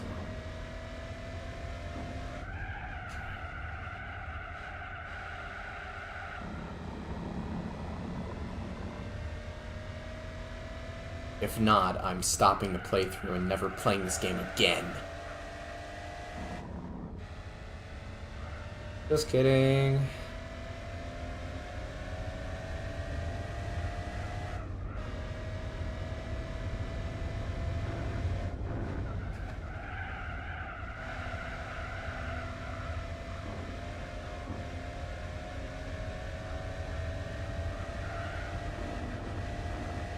Super GT is such a... He is insane. Like, it's for a great cause, so that probably definitely helped him keep pushing. But like 200 laps, oh my, that's more than 24 hours. That's like, fuck, I don't even know.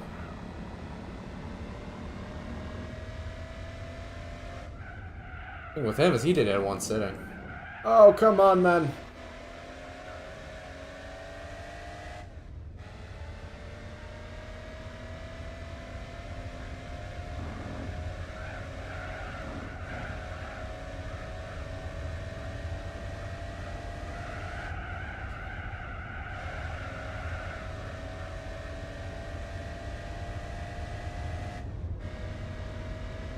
Yeah, I could not drive 27 hours of a track. Period.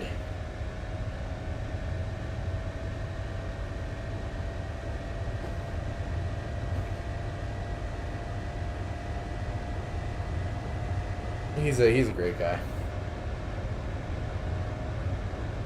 He's fast as hell too.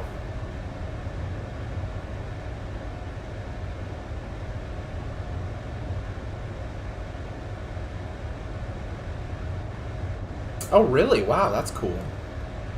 A lot of sim racers, like popular sim racers, are getting some pretty good shots in the real world now.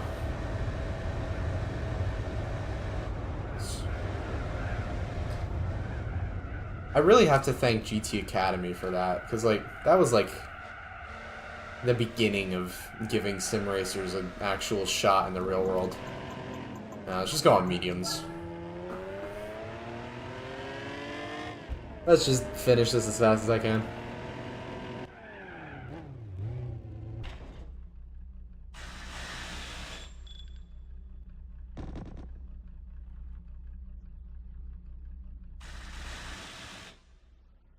You're joking.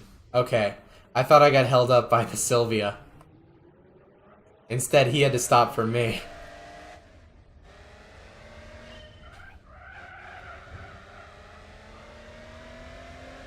You're fucked, buddy. That seems like an unsafe release, though. I'm gonna get penalized in 10 minutes.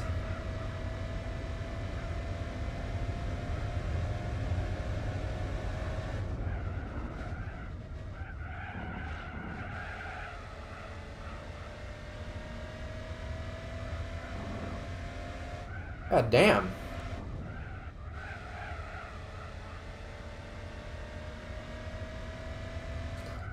Some sim racers are just quick, man. They're just rapid. And then you put them in a real car, and honestly, I think they would do better. Just because there's so much more feeling that they get.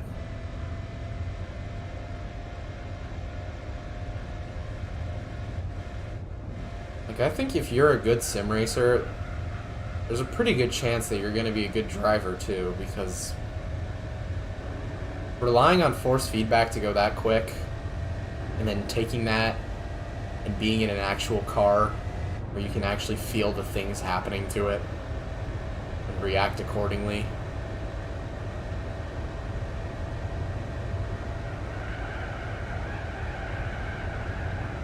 Just a whole nother experience. Have to be, you know, the only difference is you have to be, like, physically fit, though. I think that's an issue Jimmy had in one of his, when he first started out. He was kind of woefully underconditioned for it. So, near the end of races, he was just completely wiped.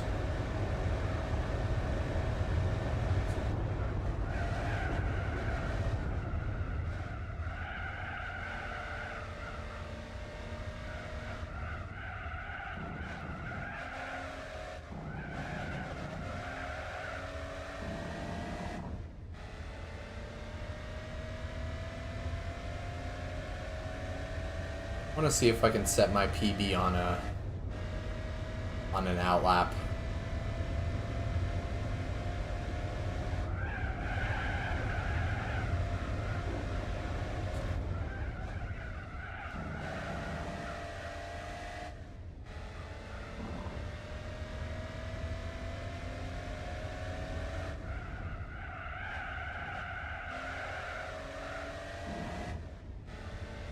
God damn.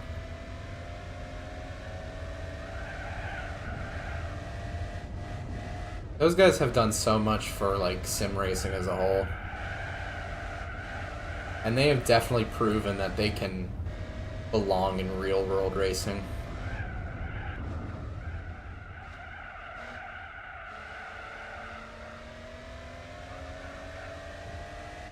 I remember Jimmy's R Factor 2 days. I think he drove the Nismo GTR prototype car back in VEC, the Virtual Endurance Championship, and they fucking dominated a couple races, which is hilarious given that the Nismo GTR in the real life was a complete and utter failure. But there are some limitations, and things should be balanced.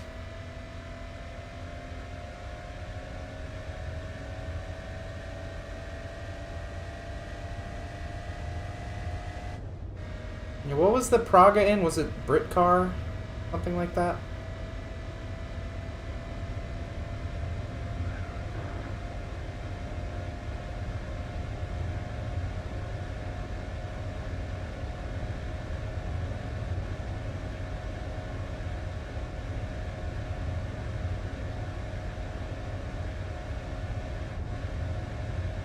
I watched his Gran Turismo 3 playthrough quite a bit.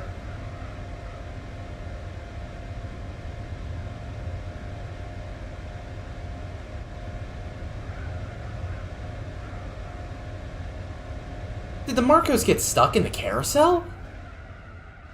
Wow, it lost so much time to me. What? Okay, was Britcar, they've got their own series now. That Praga was cool. Very interesting prototype car.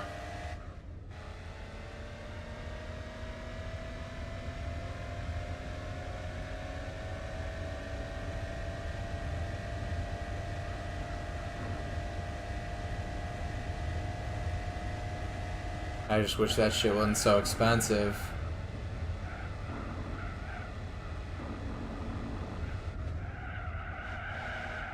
Best way to become a millionaire in racing is to start out a billionaire.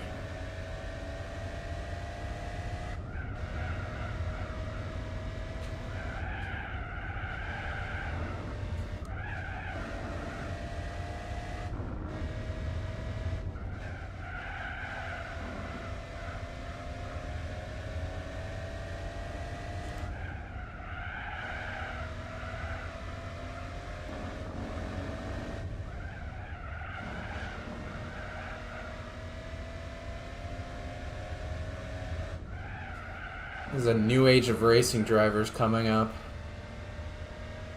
and they do not have the typical upbringing.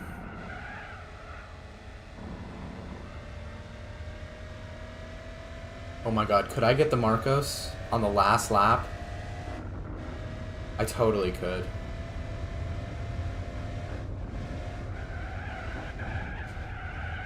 Oh, don't ruin it.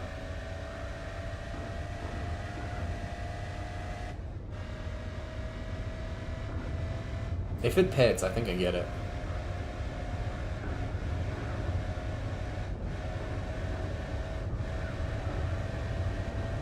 Come on.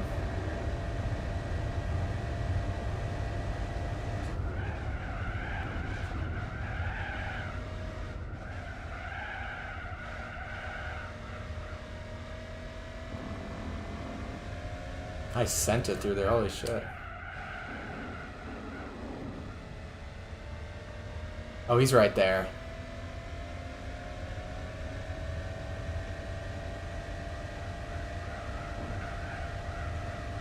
Get over here.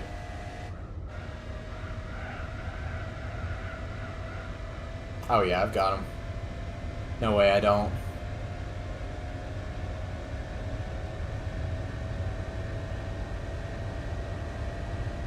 I don't know how fast that thing is on the straights, but I don't think it's faster than me.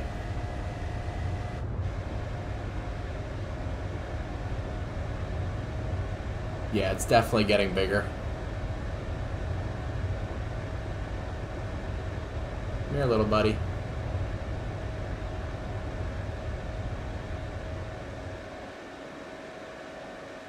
Yes! Let's go! We did it.